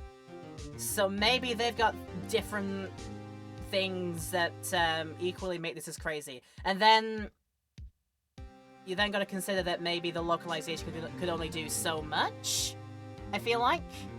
So it's an interesting point to think about, but yeah, I wouldn't really know what to make of it, but just know that yeah, this game was originally set in Japan in the original version, and then the localization brought it and set everything in the US just as part of the localization to make you know, to give the Western audiences something a bit more familiar than Japan probably is to those kinds of people. But it is interesting to think about that point. Yeah, not bad. But anyway, Gummy has booped on in and said, "Here, have a book. It's got a picture of a cute little lawyer ducky on it." I love it! I just love the picture on the book. It's so good. And it's a book of evidence law, which apparently we might need. It came from Miss Sky, and it explains 2 rules of evidence law. It is securely slipped into my pocket now. Does this come up in the case in the series? No spoilers for which game and episode. Yeah, it probably will do, yeah. She obviously feels terrible though. Yeah, obviously she would do, yeah. Just realizing that her actions resulted in the unfortunate passing of another individual. You'd obviously feel terrible for that one, but you never meant to. But it's just the fact that events led to another, and now there's no take-backsies on that one, unfortunately. But yeah. Obviously you'd feel terrible. Obviously. It doesn't look like that book will do you any good now, though. All that's left now is the Chief Prosecutor's sentence. Oh, that's where you're wrong, Detective. Eh? Haven't you figured it out yet? Why I'm still sitting in that prosecutor's seat, despite all these allegations being thrown at me? Mr. Edgeworth! Real trial today hasn't begun yet. What? And what else is there left to do? Your credibility's been all but ruined with this forged evidence you were unaware of. Emma Sky found out she unwittingly caused the man's death. And now you're telling me you want to do more? You gotta be kidding me, pal! You're missing the point, Detective. Lana didn't murder Detective Goodman. Eh? She merely stuck a knife into his dead body. That means the real killer is still out there. What? And we're going to expose him, no matter what it takes. This case has hurt too many people. It's time to bring it to an end. Though I have a feeling that end is probably going to be a very long end. Probably not going to be ending by the time I'm done with this episode. I think I've figured that out now. But we'll get through as much as we can. February 25th, 12:52, in District Court, courtroom number 9. Before we move on, let me just check that the volumes are correct. I think they're still correct. I think they'll be fine, but I might just flip that up just in case it wasn't. There we go, I think that's fine. Alright, let's keep going. Court will now reconvene for the trial of Miss Lana Skye. Mr. Edgeworth. Yes, Your Honor. The Inquiry Committee is planning to impose harsh penalties for your actions. Thank you for the news, Your Honor. Yes, well... normally, this is where the prosecution calls for the witness. But,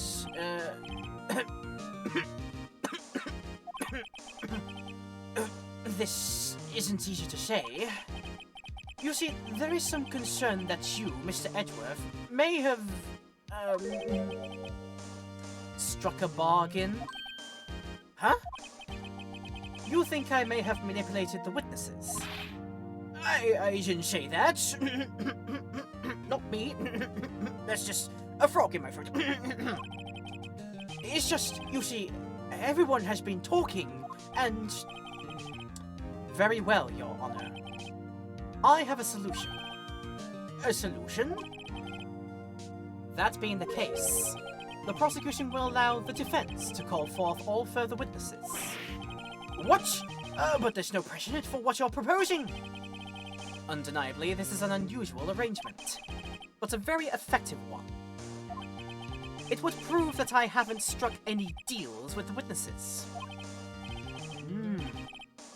Well, Mr. Wright, what do you say? Oh, unbelievable. Edgeworth has found a way to continue the trial. Very well. The defense accepts the prosecution's proposal. Then it's settled. The defense may now call forth the next witness.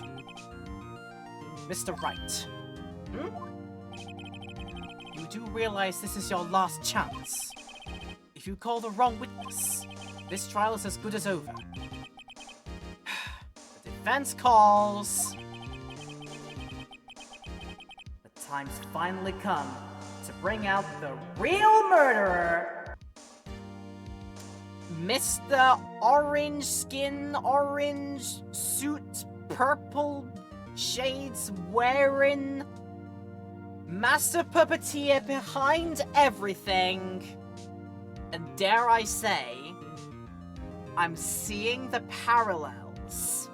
Because bear in mind, I have played through the entirety of the Great Ace Attorney 1 and 2. I am seeing, in what I am thinking is going to go on here, I'm seeing the parallels to a certain high Supreme Justice of Great British Police in Victorian times. I am seeing the parallels from that character to this one right here. I think we're going in a similar direction. Busting this guy for being the master puppeteer that made everyone else do his bidding so he could get off the hook. The defense will call Damon Gant to the stand. Take that! The prequel kind of spoils this a little, and it's when I remember playing through Great Ace Attorney, someone else in the chat made a comment of like, there's like, this has so many parallels to other things that happen in Ace Attorney, and didn't think too much of it back then because I imagined that I'd see it at some point, and now we're finally seeing it, I think. Damon Gant. The defense calls Damon Gant to the stand. Damon Gant? What does he have to do with anything? Oh, everything. As a defendant's partner 2 years ago, Mr. Gant has first-hand knowledge of the crime. I feel we should hear what he has to say about it. As luck would have it, he should still be in the courthouse. He would also be the least likely to have been manipulated by me in any way. Wouldn't you agree, Your Honor? True. All right, bailiff, please escort Mr. Gant to the stand.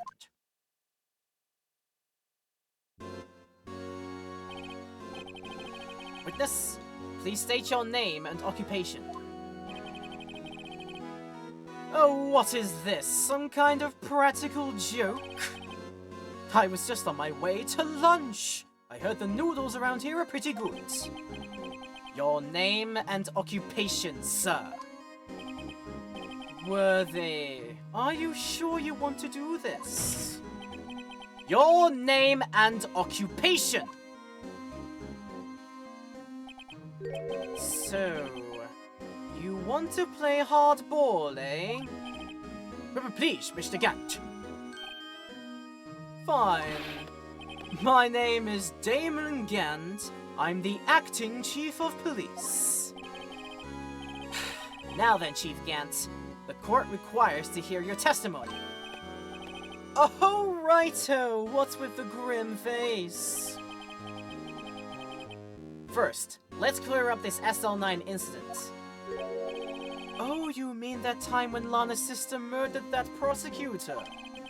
Personally, I think it's been made pretty clear already. There are still some things unaccounted for. Oh, like what?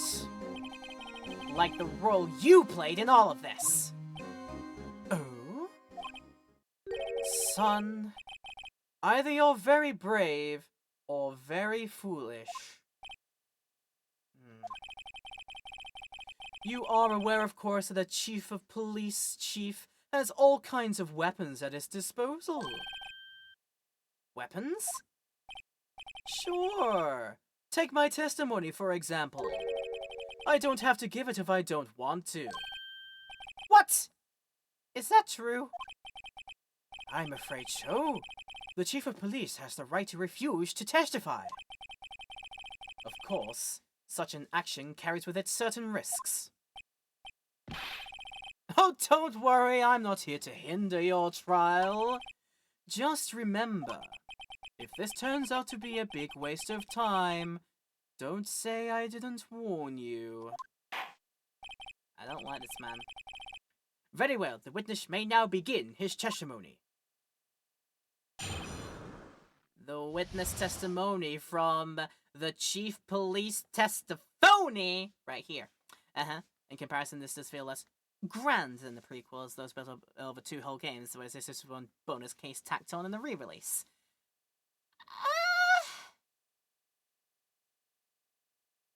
Yeah, I see where that point comes from.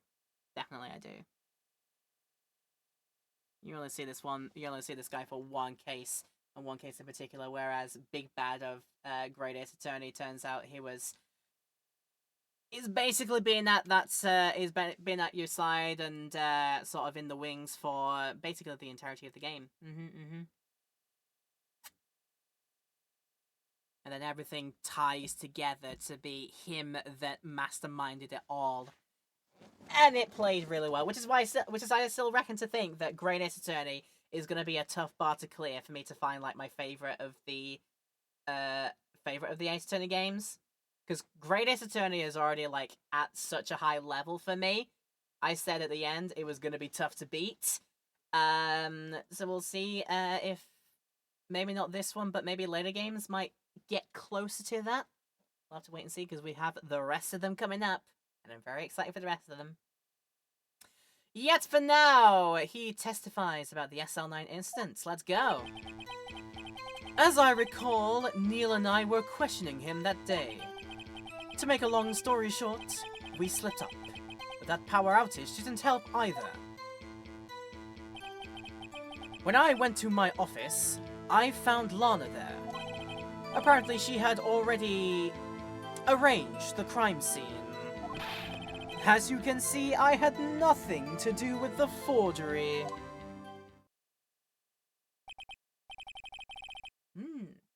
Is that when Doc was arrested?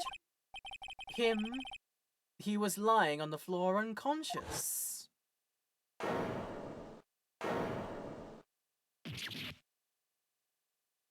God. When Emma sent Neil flying, it seemed Doc bumped his head. I see. Well, everything seems pretty clear-cut. If the police chief has the right to refuse to testify, then I'd better hit him hard and fast. Hit him for all his goddamn worth. And that means basically go through everything, because I can't really point anything out right now. Not least with the evidence that I've got currently. In fact, we could check, actually, what this book actually says. Rules for submitting evidence. Number 1, no evidence shall be shown without the approval of the police department. And Rule 2, unregistered evidence presented must be relevant to the case on trial. Okay. Good. 2 simple rules. Will they come in handy? We'll see. But anyway, pressing everything. Hold it! As I recall, a ceremony was held at the police department that day. Yes, that's right. I guess you could say I'm a workaholic. After winning his award, Neil was all fired up too. That's probably what spooked Dark and made him run away like that. Was the defendant, Lana Skye, also present in the room? I don't quite remember. At the very least, she wasn't there when Dark ran for it. How on earth did you slip up? What's going on here, huh? Hold it! So the 2 of you ran immediately after him, right? That's right, but Dark made it to the elevator first. So Neil and I split up. He went upstairs and I went downstairs. I guess you could say he got lucky. That's a very macabre way of describing that eventuality. Yeah. If the evidence law was real, it would have 294 pages that describe the exact same thing. And you're wondering why I didn't become... And you're wondering why I didn't decide to be a lawyer or a prosecutor or a defense attorney or anything like that. Decided not to take the bar exam or anything like that. I'm about to do a lot of hecking reading. And honestly, I can think of more fun things to do with my life. But, yeah. What's this about a power outage? Oh, that! The elevator stopped all of a sudden, and I got the shock of my life. Well, probably not as shocked as Neil when that knife went into his heart, though. Stop saying things like this! You're just painting yourself to be a horrid individual, Damon. That's not funny. He went to the office and found Lana there, taking care of a fainted Emma, it looks like, in that image there. So yeah. Hold it! Could you tell us what you saw? It was a shocking sight. Neil and that serial killer were lying in a heap on the floor, all tangled together. Dark was also lying collapsed on the floor? Yes, apparently he hit his head and was knocked out.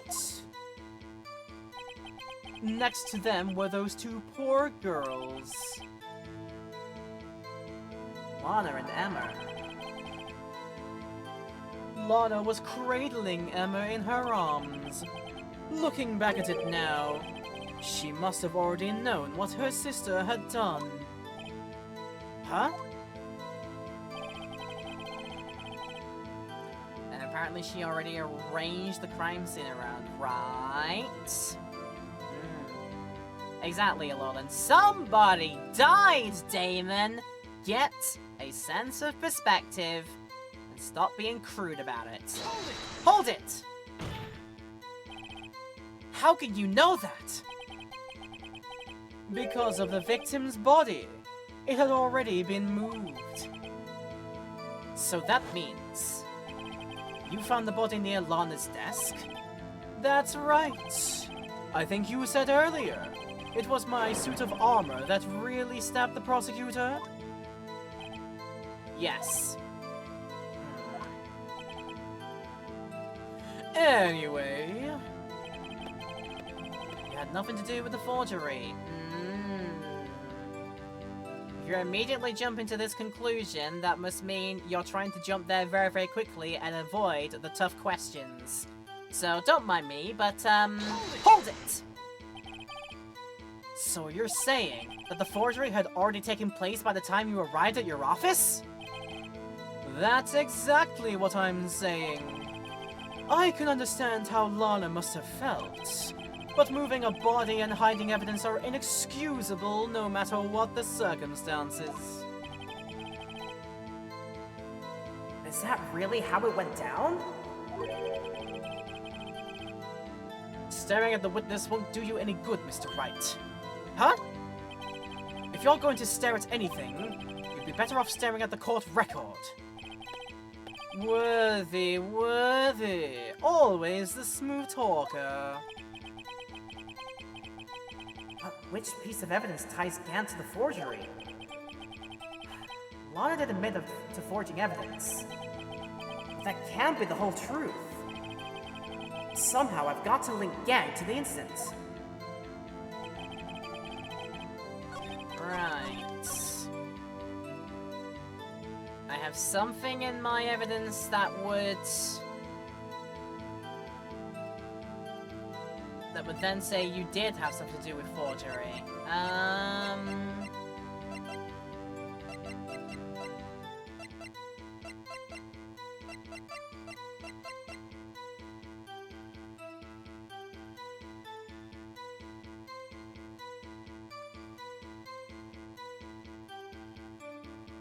Oh, is it the fact that you had half the evidence list in your desk?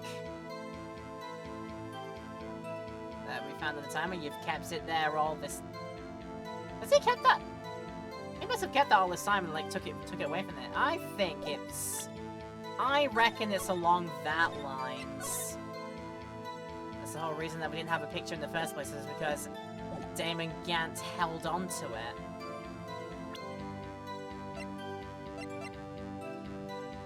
That's my thought process, but let's see if anything else might point you that way.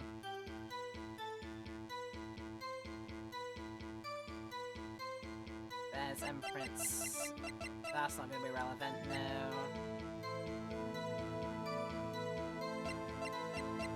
None of that.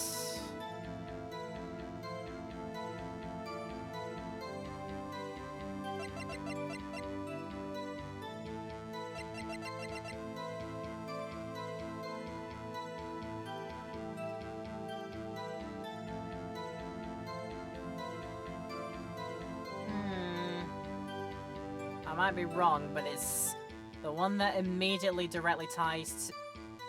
that immediately puts Gant in the picture. The fact that this is found in his desk. I might be wrong. Objection! I'm not wrong! Okay, cool, got it. So let's do it. Objection! You claim you had nothing to do with the forgery, but I'm afraid that is a claim you cannot back up. Explain yourself. Several pieces of evidence were found in your office. Take this list, for example. That's the list Emma Sky drew her picture on. This was discovered in your desk. And not only that, but a piece of this jar that was sitting at your office. Oh, I could have presented that too, because we got that from his safe. It was found inside your safe. There you go, yeah. It was found where? You see, Chief Gant, these articles of evidence uncovered in your office are both concrete proof that you also played a part in this illegal investigation. Oh yeah. Chief Gant, what is the meaning of this? Oh, here's a defense attorney who may even rival Worthy. So, you admit to it then, that you were involved in the forgery? Who, me? Or do you mean you? Me? Why would I have anything to do with that? Well, you were the one who snuck into my office when you found this evidence. Huh? Prosecutors aren't the only ones capable of forging evidence, you know. Defense attorneys can do so too. Isn't that right, Righto? Objection! However, Detective Gumshoe was present during the investigation. Worthy, my boy. Not even detectives are exempt from the law. Rest assured, Dick will receive his due punishment. What? Hey, if Detective Gumshoe's salary drops any further, he'll end up paying to work! No more pot noodles for Dick Gumshoe. It might get to that point, actually. God bless him sometimes. Imagine just saying, "No, you!" That's what Dan McGann was doing. He's just basically, "No, you." Uno reverse the situation, okay. Yes, well, in light of the detective's presence, please give us your testimony regarding these pieces of evidence found in your office, and their relation to the forgery that took place at the crime scene. My. Kids these days no longer how to put 2 and 2 together. We would quite like to hear it from the horse's mouth, however. Let's see, what was it now? Jar fragments? And a list? For all I know, you could have planted them in my office. Anyway, you can't prove when those pieces of evidence were discovered. If they were found after Dark was convicted, then they're worthless. There's no reason I'd participate in a forgery. Rearranging the crime scene wouldn't help me out in any way. So adamant about it, right? Mr. Wright. Yes, Your Honor? When investigating the crime scene, you should have been more careful to observe protocol. You do understand I am the chief of police, right? There will be consequences. Oh. Indeed, I believe I will press charges, so you won't make the same mistake again. My apologies, Chief, but would you mind waiting until tomorrow, the vat? Today is, well, you know, more important matters at hand. All right, RG. In return, though, I know that place, right? Huh? What, are these guys telepathic? Just be like, yes, I know you want to try out that noodle place this guy apparently has turned up and started doing. Yes, I'll take you there if you want. Just as soon as today's trial is over, okay?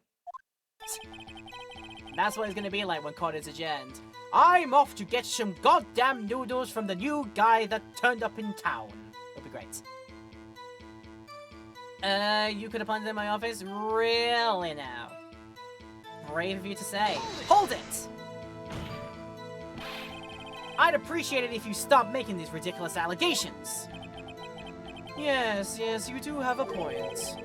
You wouldn't have the guts to do something like that. What? I'll have you know, back in the day, I once broke into a cattle ranch and tipped... Mr. Wright, what are you saying? Anyway, you can't prove you didn't carry the evidence, can you? And you've just been outed as a cow tipper. My, such a delinquent. If you have proof to the contrary, you're going to need it later. Later? What are you talking about? What else? I'm talking about when Raito's prints are found. Yes, if they're found inside my safe, they would prove his investigation was illegal. I have never faced anyone as slimy as this guy. This guy right here. Can't prove when the pieces of evidence were discovered. How so? Hold it! What makes you say that? What do you mean by that? This is all purely hypothetical, of course. But suppose I did place those items in my safe. Such an act wouldn't necessarily constitute forgery. Objection! If if concealing evidence found at the crime scene isn't forgery... I'm not through speaking yet, Righto. It all depends on when the evidence was discovered. They're worthless if found after Dark was convicted. Okay. Hold it! Are you saying this jar fragment wasn't discovered in the initial investigation? It would appear not. After all, it wasn't listed in the evidence list. For all we know, it could have suddenly materialized the day after Dark was sentenced. Objection! Objection! Oh, and wouldn't that be convenient? Right. The Chief is talking about a possibility. So long as you can't rule that out, your remarks, however clever they may be and how smarmy they may be, will only succeed in wasting time. Tell me something I don't know. Oh, come now, Righto. Think about it. There's no reason you participate in it. Yeah? Hold it.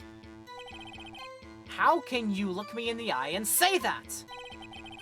Because I'm innocent. Ugh. Remember, who was it that murdered Neil?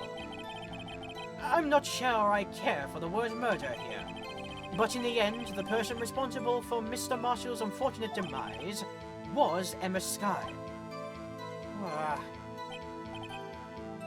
Well, now do you see? BS you see, you're in a dark room. Rearranging the crime scene would not help me out in any way. Sure thing, sure thing. Ah, jeez. Skipping this first. Right, we gotta press this now. Hold it! Before moving on to this, we gotta press this. Really, Chief Gant? At the very least, there is one very large benefit you've reaped from all of this. Oh? I wasn't aware. What is this benefit? That would, of course, be the position you have. Chief of Police. Oh? The resolution of the SL9 incident secured your promotion to Chief. That in itself is sufficient motive.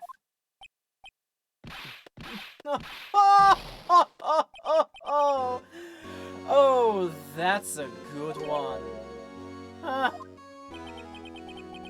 Do you really think that I'm that incompetent? What do you mean? Even without that case, I was already in line to become the next chief. The resolution of SL9 merely sped up the inevitable a little. And how convenient the timing, huh? Is that true, Edgeworth? Yes. He was going to be made chief anyway. Ah! Be careful when pointing that finger, or you might wind up being the one pointed at. So, that means there's only one possible motivation for you to commit forgery. If you didn't do it for yourself, then you did it for someone else. Oh, don't be silly, Worthy. You know me better than that. There are only 3 people I look out for. Me, myself, and I.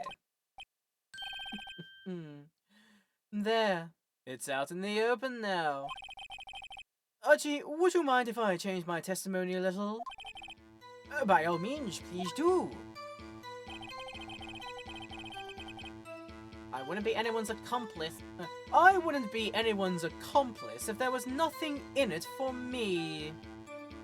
Interessant. Hold it! Nothing in it for you? Sorry, but the only person I care about is yours truly. That girl, Lana's little sister, was it? If you think I felt sorry for her, you'd better think again. You're right. You don't feel sorry for anyone. Be tough on crime and tough on people. That's how I was raised. You seem to be lax enough on yourself, though. Oh, that's a good one, Worthy. Could there have been something in it for him? Given his selfishness, would he have helped someone out?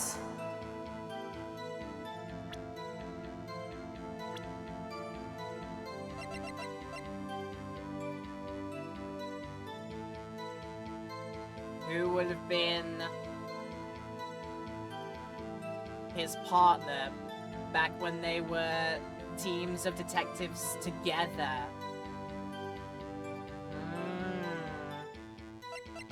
Also, I love how Joe Dark is just... We've seen his face in, like, flashback stuff, but he's still got his face blacked out in his profile here. I do like that. I find that funny. But yeah, the only person who would have had the closest working relationship would have been the person he was partners with in that dynamic duo all that time ago. So yeah, I think I'm going to go straight to that. True, you might not help out anyone for their sake, but if it would benefit you, you might decide to assist someone. Mr. Wright, it appears you're positively determined to portray the Chief as a nice man who likes to lend people a hand. That's not what I mean! Stop butting in. It says, yes, it is green. Yes, it is Greenleaf. It is DL9, and it is getting tasty right now. I'm loving it. How are you doing, my friend? Are you doing well? I really hope you are. And the same to everybody else as well. No matter if you're lurking or chatting today, I hope you're all having a pleasant day. Definitely. Let's get back into it then. Very well then. Who is this person you believe Chief Gant may have helped forge evidence? Yeah, the person who you had the dynamic duo detective partnership with all that time ago, huh? I'm reckoning that's what it might be. Yesha. Take that! It's such a good case. It's getting that way. I'm very intrigued.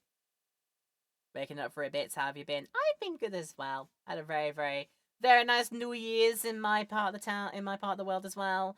Gradually getting back into the whole getting back into work shtick, and it is we're warming into it again. We're having a pretty nice and non too bad start to the year, so it's going well over here. Hope it is for you. Hope you had a good New Year's. Yeah, like I said, the New Year's was great. We had arranged to go out and see friends with the hangouts, and we did the countdown in the big city. We drank a lot. We stayed out. Most of us stayed out, like, for the entirety of the night up until morning when the train started up again. And then, yeah, the rest of the holiday I had was nice, quiet, chill, relax. And yeah, getting back into work just gradually. When I get back into the flow, I'm sure I won't mind it too much. But yeah, having that having to get up for things again is a bit like, you know, meh. But it be how it be. Work sucks sometimes. But yeah. Chief Prosecutor Lana Sky?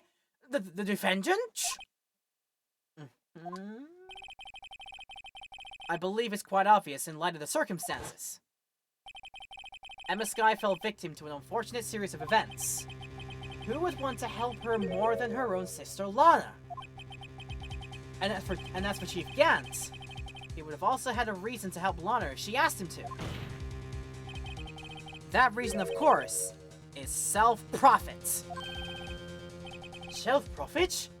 What do you mean? Chief Gant right now is basically like doing a Hondo Onaka situation. I will only do it if the payout is profitable. As soon as it is not, I am out of here. In my very best, not very good Jim Cummings impersonation. There you go. After the SL9 incident was resolved, Lana Sky was appointed Chief Prosecutor at the Prosecutor's Office. The person who arranged this job change was you, Chief Gant. But how would he profit from all of this?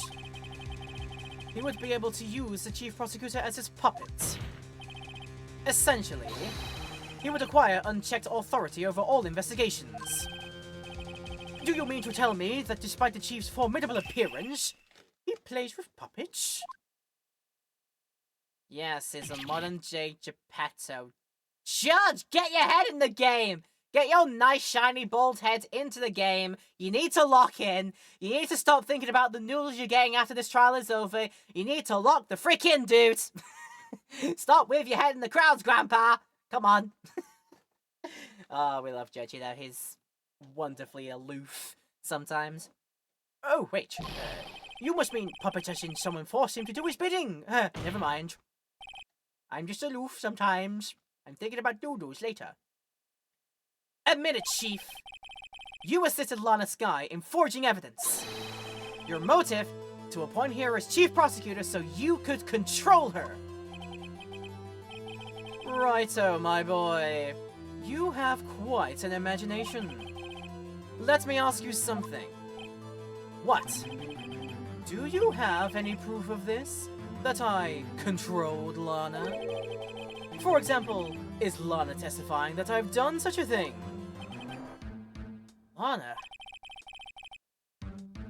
She's keeping quiet to protect Emma. There's no way she'd testify against Gant. I'm afraid without any proof, this all amounts to nothing more than mere conjecture. Unless... that is also what happened in this incident. This incident? Which one would that be? I'm rather aloof, you see. Of course, I'm talking about... the murder of Detective Bruce Goodman. The Chief Prosecutor had been acting strange throughout this entire trial. Almost as if someone had been controlling her.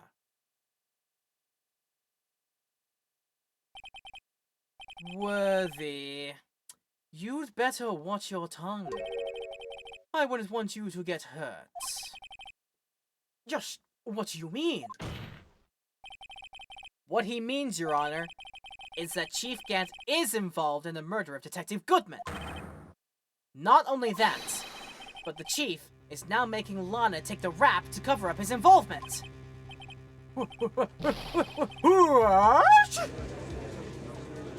That was the sound I made the judge do there, Jesus. Order! Order! I said... order! Yes, he does echo that now. He has the power. Mr. Wright, you can't be serious! Huh? This is an affront to the highest ranking officer in our law enforcement agency. To accuse the chief police of blackmail and murder? That's impossible!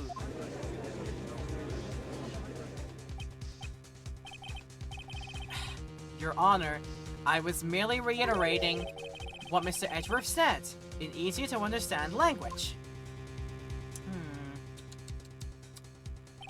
It's too late, Mr. Wright. There's no turning back for us now. It looks like he's the one who decided to go through with this. It was edgy all along, yes. Can you prove this, Mr. Wright? That the Chief, a high-ranking officer of the law, is involved in this murder? Good question. Regardless of his rank or title, Chief Gant is just a man. The question is he a criminal? I believe the evidence will tell. I see. Alright then, let's see what Mr. Wright's got, and it had better be good. Let's say it beforehand, just in case I'm not allowed to when we find the evidence. There we go. White Tiger, hello! We are deep into the trial now. We are deep in the proverbial currently right now, but it's getting good. So show us this evidence that ties Chief Gant to the murder of Detective Goodman. Good call. What would that be? Thank goodness that we actually did save there, because I'm about to go through quite a lot of video game to get back here again and keep all of my lives intact.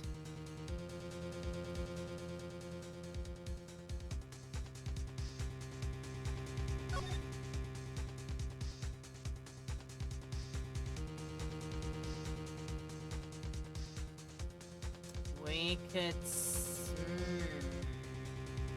Trials and Tribulations is the best Trials in the trilogy. Well, that is... honestly not that long of a time away, to be fair. I've heard that, like, when we get to Game 3, that's where things really do get, like, whoa. But we do have Justice for All first, and then we do Trials and Tribulations later, so... I am going to hold my thoughts until we actually play the game, but I'm looking forward to it nonetheless. Yeah. I like to see how people have their opinions on the different games in the trilogies and the whole series. They all have their favorites. And they all have their, like, favorite parts of the games as well. It's very interesting to find all this stuff out. I'm liking people coming in and saying stuff like that. And I hope you're enjoying Celestial Uddenberg, yeah. Samurai was the weakest one in this one. It really kind of was just... not one that really had like an overall branching, arcing storyline, it was just sort of a separate thing. But then again... it'll be a challenge to have a game tie literally every single case that you do into one, like, cohesive, like, working behind the scenes kind of thing. Like, I don't think, off of very limited experience of the entire series, I don't think any game really does that. Like, from start to end, every single case ties into an overall arcing story. There's at least, like, something that happens, like an insert case that isn't really relevant at all to anything. It's just sort of an insert to give, like, more characters spotlights, to try writing in different ways, and sort of that kind of thing. But no, it's interesting. It's interesting at the very least. So what's the evidence that ties Gant to the murder of Goodman?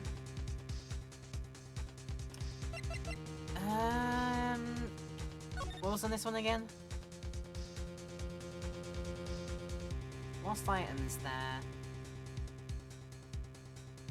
Cases 4 and 5 were Turnabout Goodbyes 2.0 in Greatest 22. I'm getting that feeling, actually, dude. I am getting that feeling. It's like a grand, sort of extended take on it. Although this case, generally 1-5, is probably going to turn out to be just as long as the time I took in cases 4 and 5 in Greatest 22 combined. It's going to take more or less the same time, because yeah, this 1-5 is taking much longer than most things in the base game.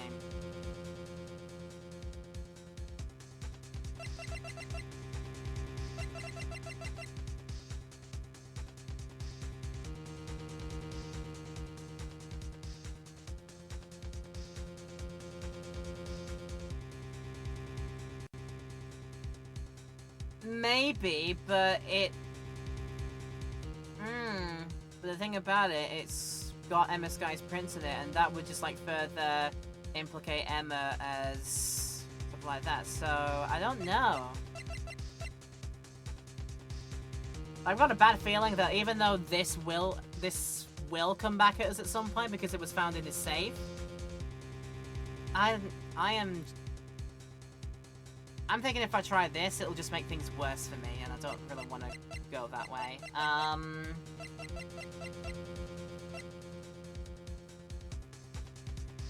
Also going forward, I appreciate the help. I'm gonna try to keep it to myself for the time being, unless I explicitly ask chat for help. You know, usual backseating rules and that most places do, so I appreciate that going forward, okay? Thanks. The ideas of all head to the evidence room. I mean, we did open the safe in Gant's office with the code all the sevens, which must be how... It could be how he remembers his own ID card number, and that would mean he entered the evidence room down here in order to do some business.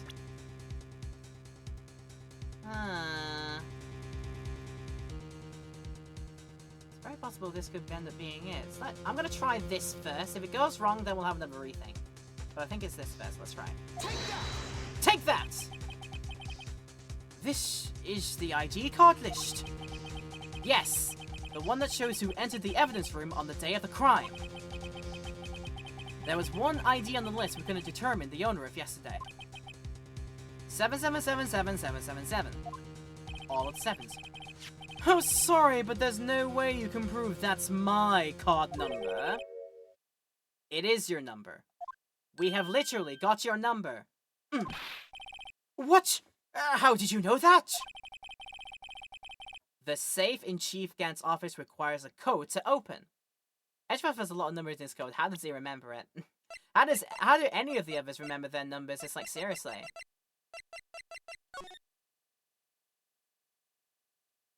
Yeah, how did people like Edgeworth, Meekins, Bruce Goodman remember their names, whereas what we assume Damon Gant just has all the sevens?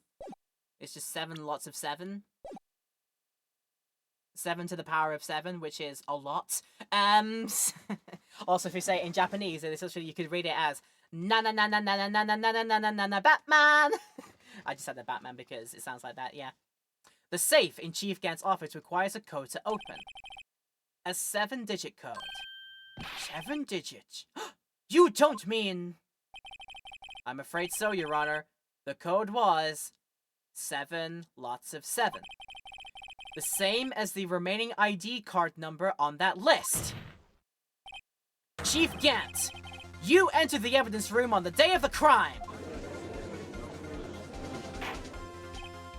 Order! Chief Gant, what do you have to say? Always miffed. Nothing.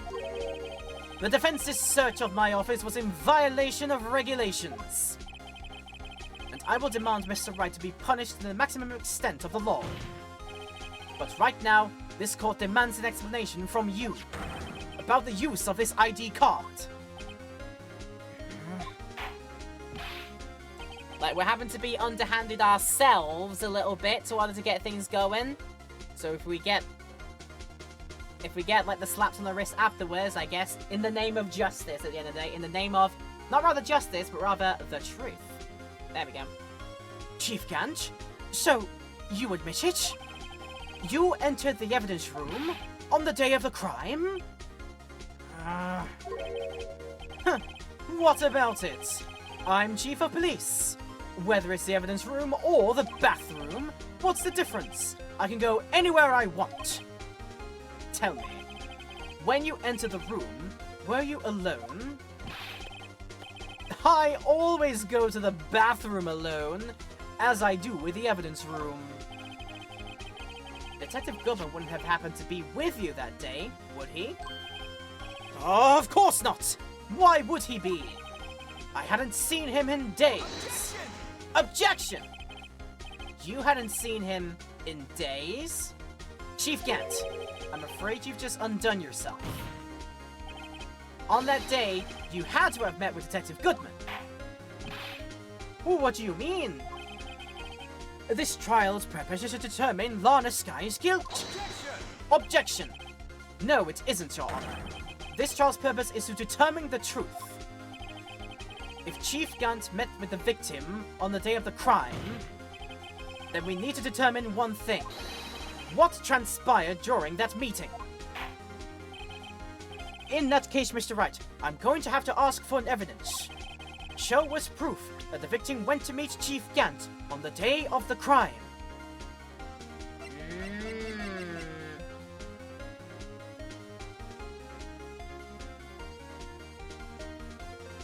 Oh god, this is interesting. How do I think about this?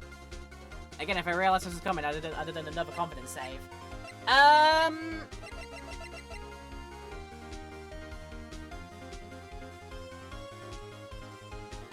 Oh yeah! Bruce Goodman penned this! And it can only be given to the Chief of Police! Lost Item Report was wanted to... Yeah! Okay, I'm going for that. Take that! Detective Goodman lost his ID card on the day of the crime. Or to be more accurate, Jake Marshall stole it. Yeah! That thing we found in prosecutor's office crime scene just out on the... Yeah. And that's why he submitted the thing to be like that, and he's like, he couldn't write down the number because it was so difficult to remember the 7 digits of his number. He's like, oh my god, what was it? What was it again? What was it again? Like he didn't remember. Or was stopped in the first place. But anyway. So Detective Goodman filed out a lost item report. He would have had to give that report to the Chief of Police. Yet you are in possession of the report, which means you can't be sure if he filed it. Oh, he filed it. How do I know, you ask? Because he needed to enter the evidence room that day.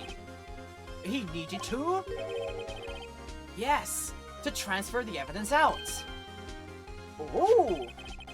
Detective Goodman took the form to you, Chief Gant.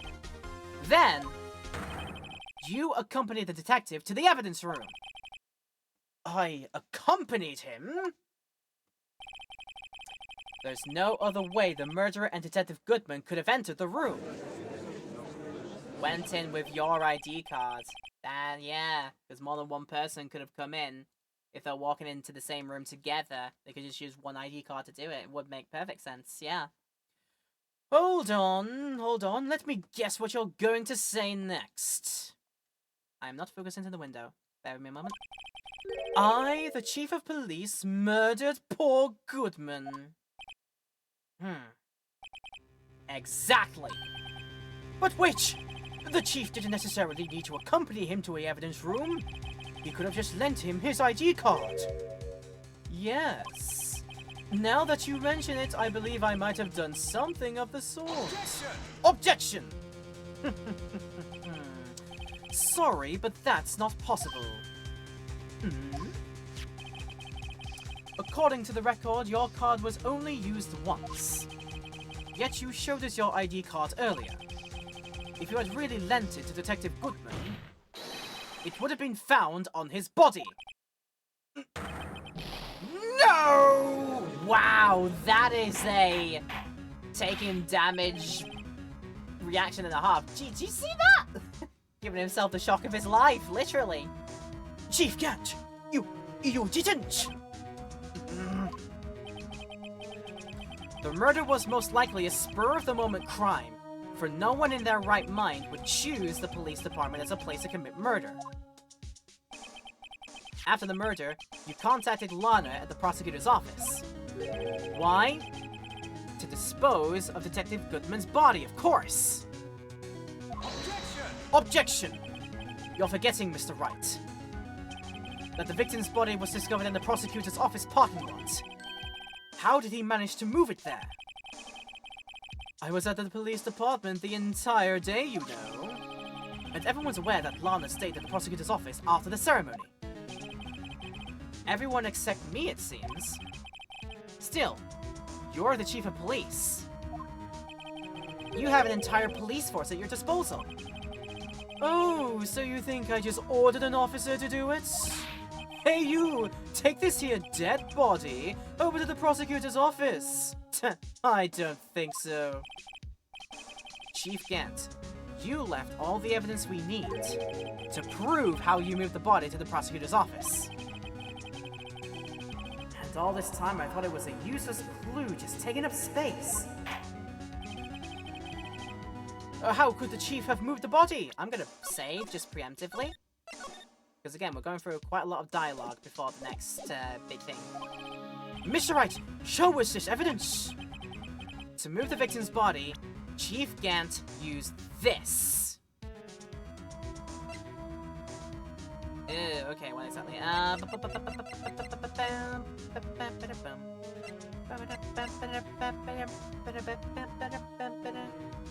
Evidence from a past case of Edgeworth brought back to his office by Gant's request.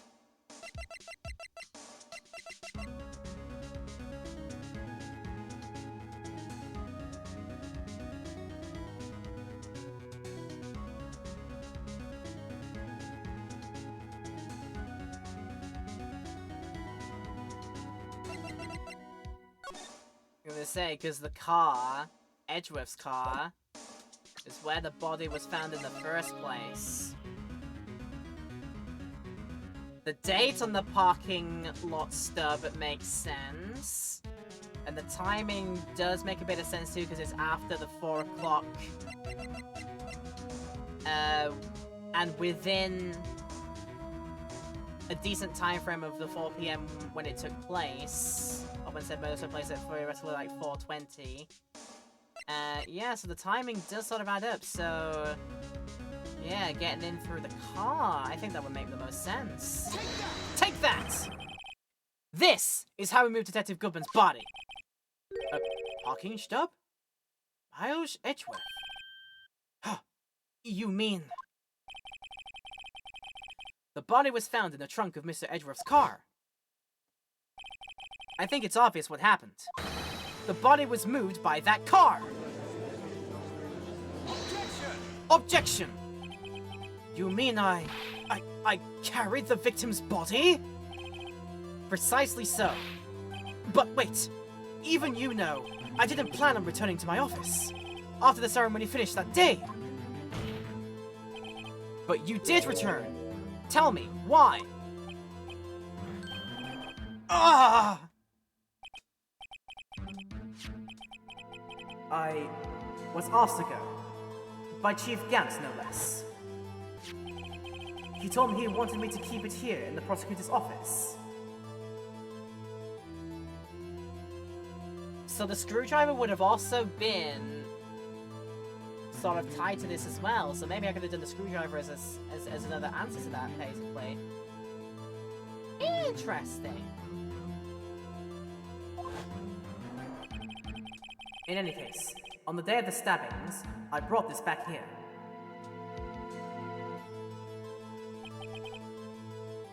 So you see, what you were really taking to the prosecutor's office wasn't the screwdriver, but the victim's body in your trunk. And the screwdriver was just a big old ploy, part of the entire elaborate hoax. My goodness. Detective Goodman's body was carried in the trunk of Mr. Edgeworth's car. Yes. Unless, of course, you have another explanation, Chief. Why else would you have asked Mr. Edgeworth to transport evidence from a closed case? There's only one plausible explanation. To transport the body to your accomplice, Miss Lana Skye. Dang. Order! What's going on here? Is there no room for rebuttal to the defense's outrageous accusations? Think back to the photograph Miss Starr took at the prosecutor's office. This was not a photo of the body being stuffed in the trunk to be taken away. It was exactly the opposite. It is a photo of the body being taken from the trunk. Chief Gant, please, say something! I believe... your time's up. My time's up? Sorry, Righto, but I'm having lunch with the District Attorney General after this. We have to get going if we're to make it in time for the early bird special. Objection! Objection! But the cross-examination isn't finished yet! Remember what I told you earlier? A police chief has all kinds of weapons at his disposal. Weapons? Like the right to refuse to testify. I'm invoking that right now. What? That is not a right to be casually invoked. There are certain risks to be considered. Objection! So you're just going to run away after all of this? Run away? Don't make me laugh-worthy. I stabbed old Goodman. That's what you're saying, right? But if you had any conclusive evidence, you would have presented it by now. Well, You think I had Lana dispose of the body? If so, then show your proof and get it over with. I'll say it again, Mr. Wright. Damon Gant is the current chief of police. This court will not tolerate any accusations against him without concrete proof. Well, Mr. Wright, Your Honor? Do you have any concrete proof? Proof that Chief Gant murdered Detective Goodman and made Miss Sky dispose of his body? Do I have any concrete proof?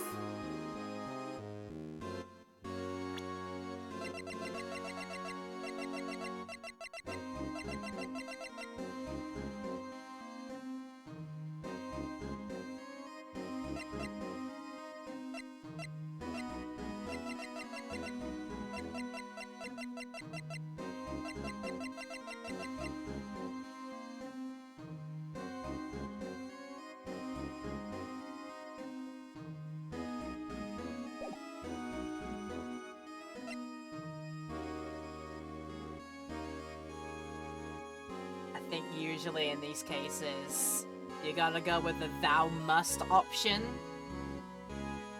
But nothing I see right now is even like remotely close to proving any of this whole thing just yet. There'll be other things that are more prevalent later, but right now, none of these can really back up any of what we just tried then, so I think this time... Yeah, because we're also playing to the evidence law book here as well. Unregistered evidence must be relevant to the case on trial. So something's gonna come in at a point when it's actually relevant to us. So... yeah, I think now I actually don't have evidence. So I don't think I can move things on.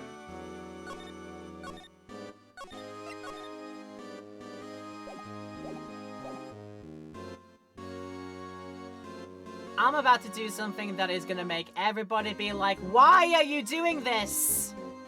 Because we're answering this next time.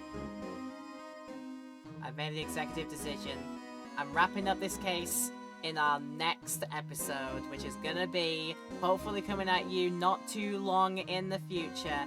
I am ridiculously sorry I'm doing this, but we're at a point, and I think the rest of what we've got to do is probably gonna take us the rest of another episode to do. I know this is such a silly place to cliffhanger you, but I'm gonna do it. You're gonna have to come into the next episode and see where this all goes. I believe the answer is I have no proof yet, but we will only confirm that answer next time out. It's a weird place to end, I know, but here we are, we're gonna do it. So in order for you to see where this goes, tune in for the next episode. But I want to say, I hope this episode has been very, very entertaining for you nonetheless. And if you have enjoyed it, consider seeing all of the things. It's the only one in here. This is a terrible place to wrap it. Is it? Is it really?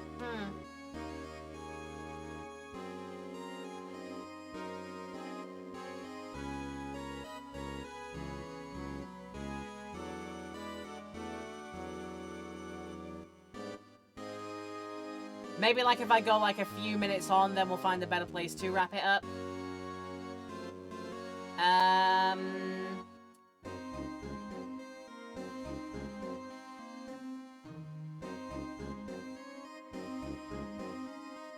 Tell you what then.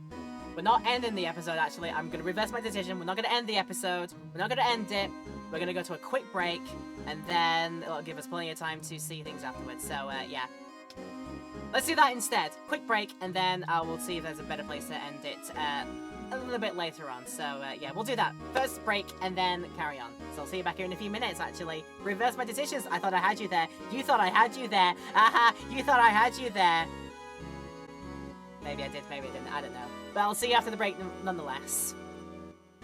Alright, my Twitch chat has convinced me. We are not finishing things here. I think we're gonna go for just a tad bit longer to at least see the end and maybe get to a more decent break point. But we are going to do it like that. So, yeah. So we were going to say, the answer to this question is, once again thought things over during the break, but really, nothing in the evidence list currently in my possession is really concretely saying it's proof that Gant was the one who murdered Goodman. So there's nothing I can do for it yet. As I said, usually the way to go is say, thou must, but in this case, thou must not. I think the answer is we go this way instead. So let's go then. It's no use showing evidence if I'm not even sure of it myself. No, Your Honor. At present, I have no conclusive evidence. C-G. In that case, this court is forced to penalize you for your allegations against the chief. What? Here's a tip. Never gamble what you can't afford to lose, righto. It seems that Lady Luck was on my side again today. Okay, Uji, I'll leave the rest to you. Goodbye.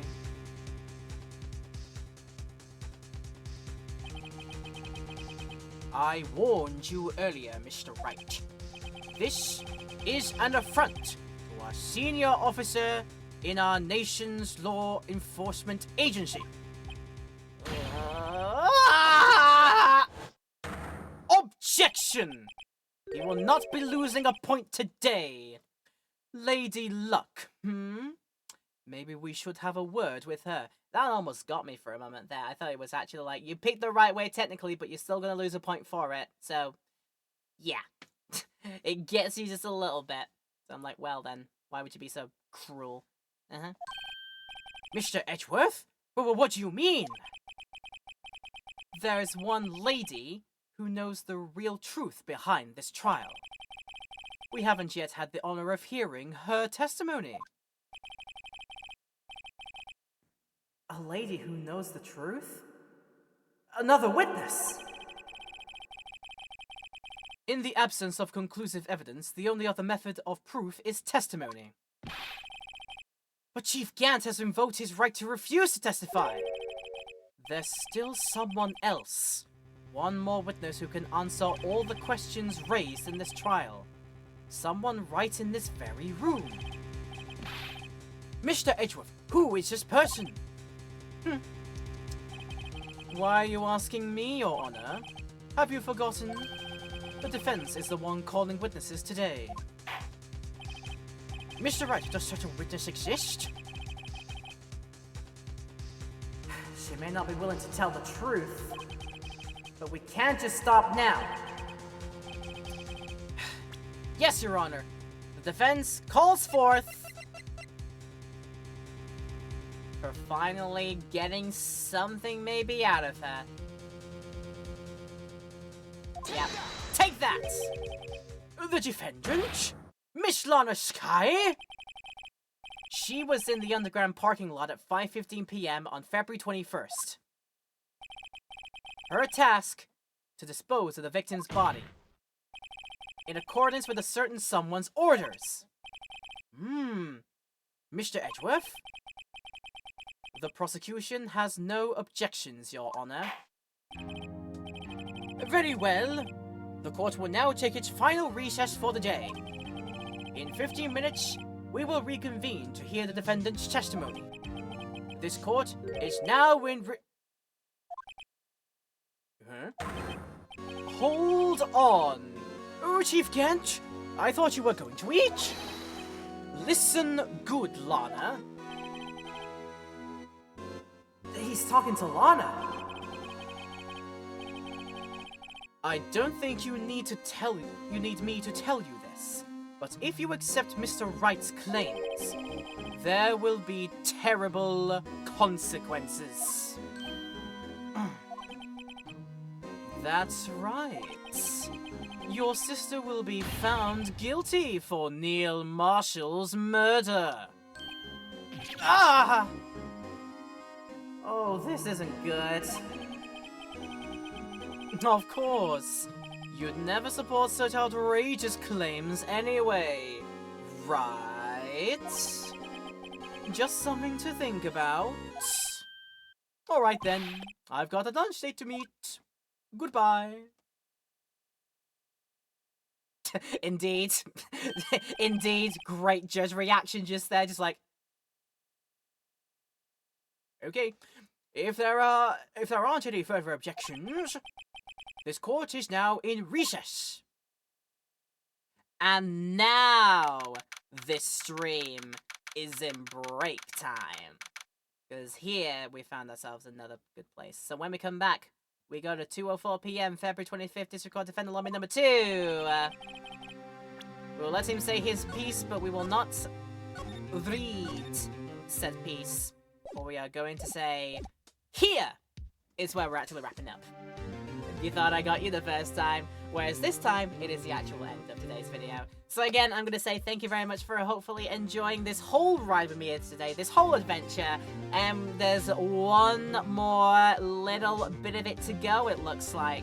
So that is going to happen the next time we play this, and hopefully that'll be very, very soon coming up.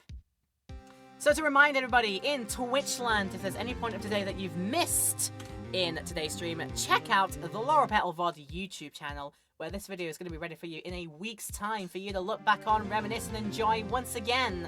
Or maybe just catch up, like I said, catch up on the things that you've missed. And if you are watching this in the YouTube land video currently, I really hope you've had a great time doing so. Thank you for sticking out for this long if you have done. And don't forget to let me know if you have enjoyed things here. Leave a like and comment down below. And if you want to go further with your love and support and see more of our adventures in the future in whatever that we do, don't forget to hit the subscribe button and hit the bell as well to get those push notifications through. And make sure to check the links in the description for places like my social links where you can follow me on, the Discord link if you want to join me in there, and you can also join me in the Twitch stream, which the link is down there in the description too. Come on over to these streams some point. We do Tuesdays, Thursdays, and Saturdays as a regular, and we'd love to have you here if you can come along and see some of the stuff that we do here. We'd greatly welcome you with open arms. So yeah, please consider doing so. But alright then, this Rise from the Ashes looks like we are getting to its conclusion very, very soon. And that's likely happening in our very next episode, and the last one potentially of the Phoenix Wright Ace Attorney 1 playthrough. And it's shaping up to be a good one, so I'm looking forward to the rest of it, and I hope all of you are too. If today has been a good day for you watching this video, I really hope it has been. And if you've enjoyed today's video, then thank you very much for your patience. Thank you for your patronage. Thank you for enjoying today. And I hope I get the chance to do it again for you at some point in the future. But until then, whether it be the next video, whether it be a stream, or whether it be just somewhere else entirely, I hope that you stay and stay awesome. And the next time that we may meet each other, we will meet each other in good company and in good times. For now, though, we finish this up in the next episode. And until that's ready, take care until next time. Stay safe out there. I love and appreciate everybody today for joining in with the video in the stream and in the video highlight as well. And yeah, next time out, we wrap this all up. We definitively rise from the ashes. And hopefully we all enjoy it. So yeah, with all that said, that's it for this video. Thank you for watching. Thank you for being awesome. And take care of yourselves.